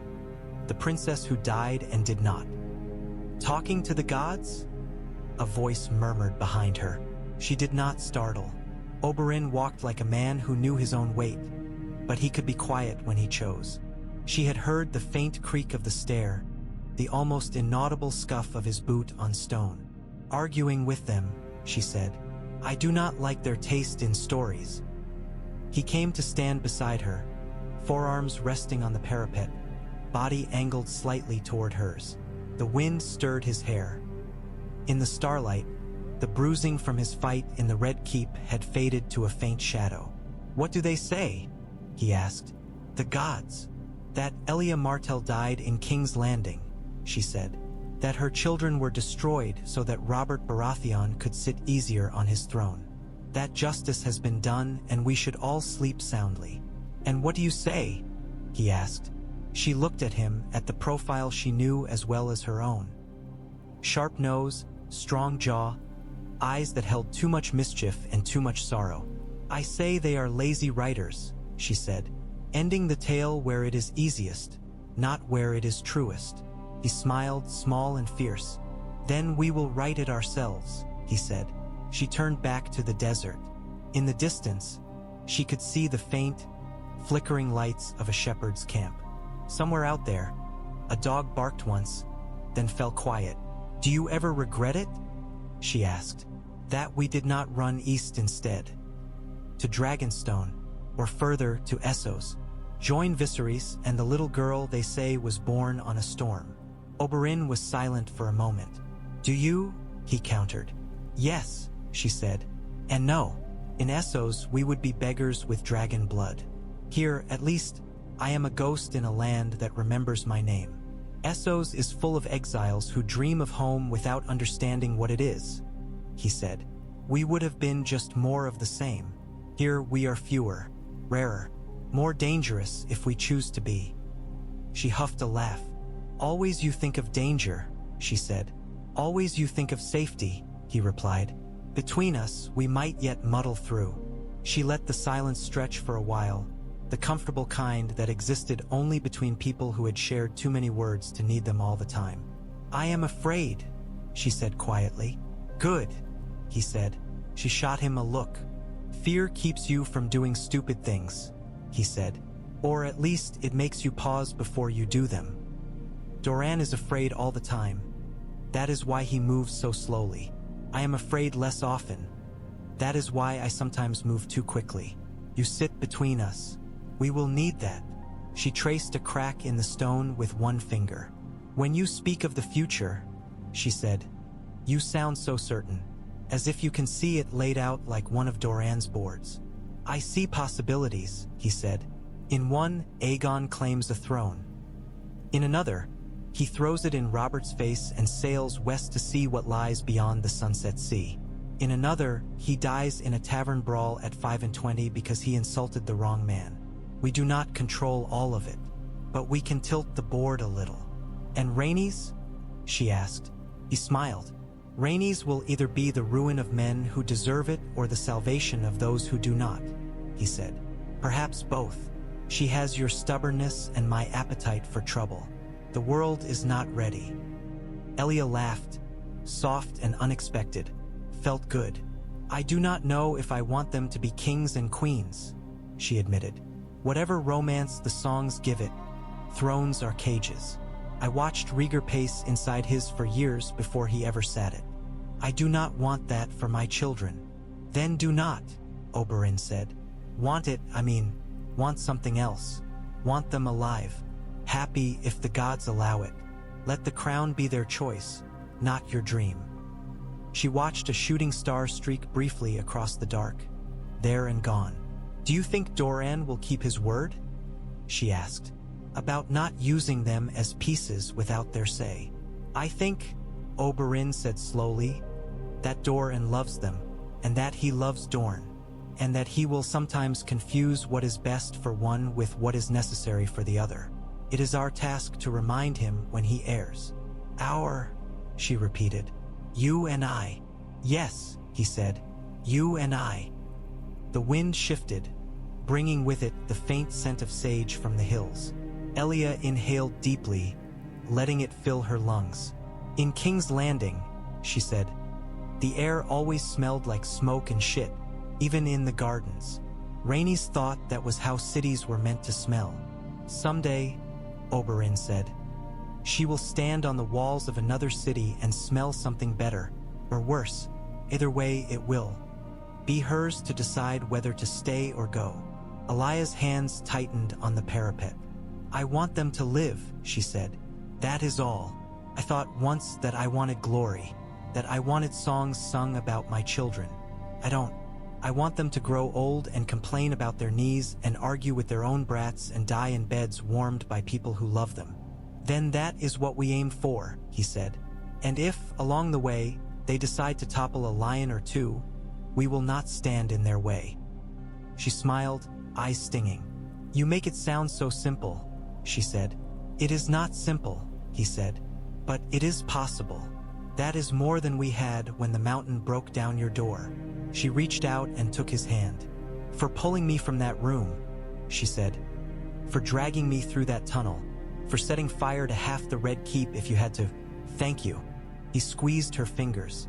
For stepping into the dark when I told you to, he said.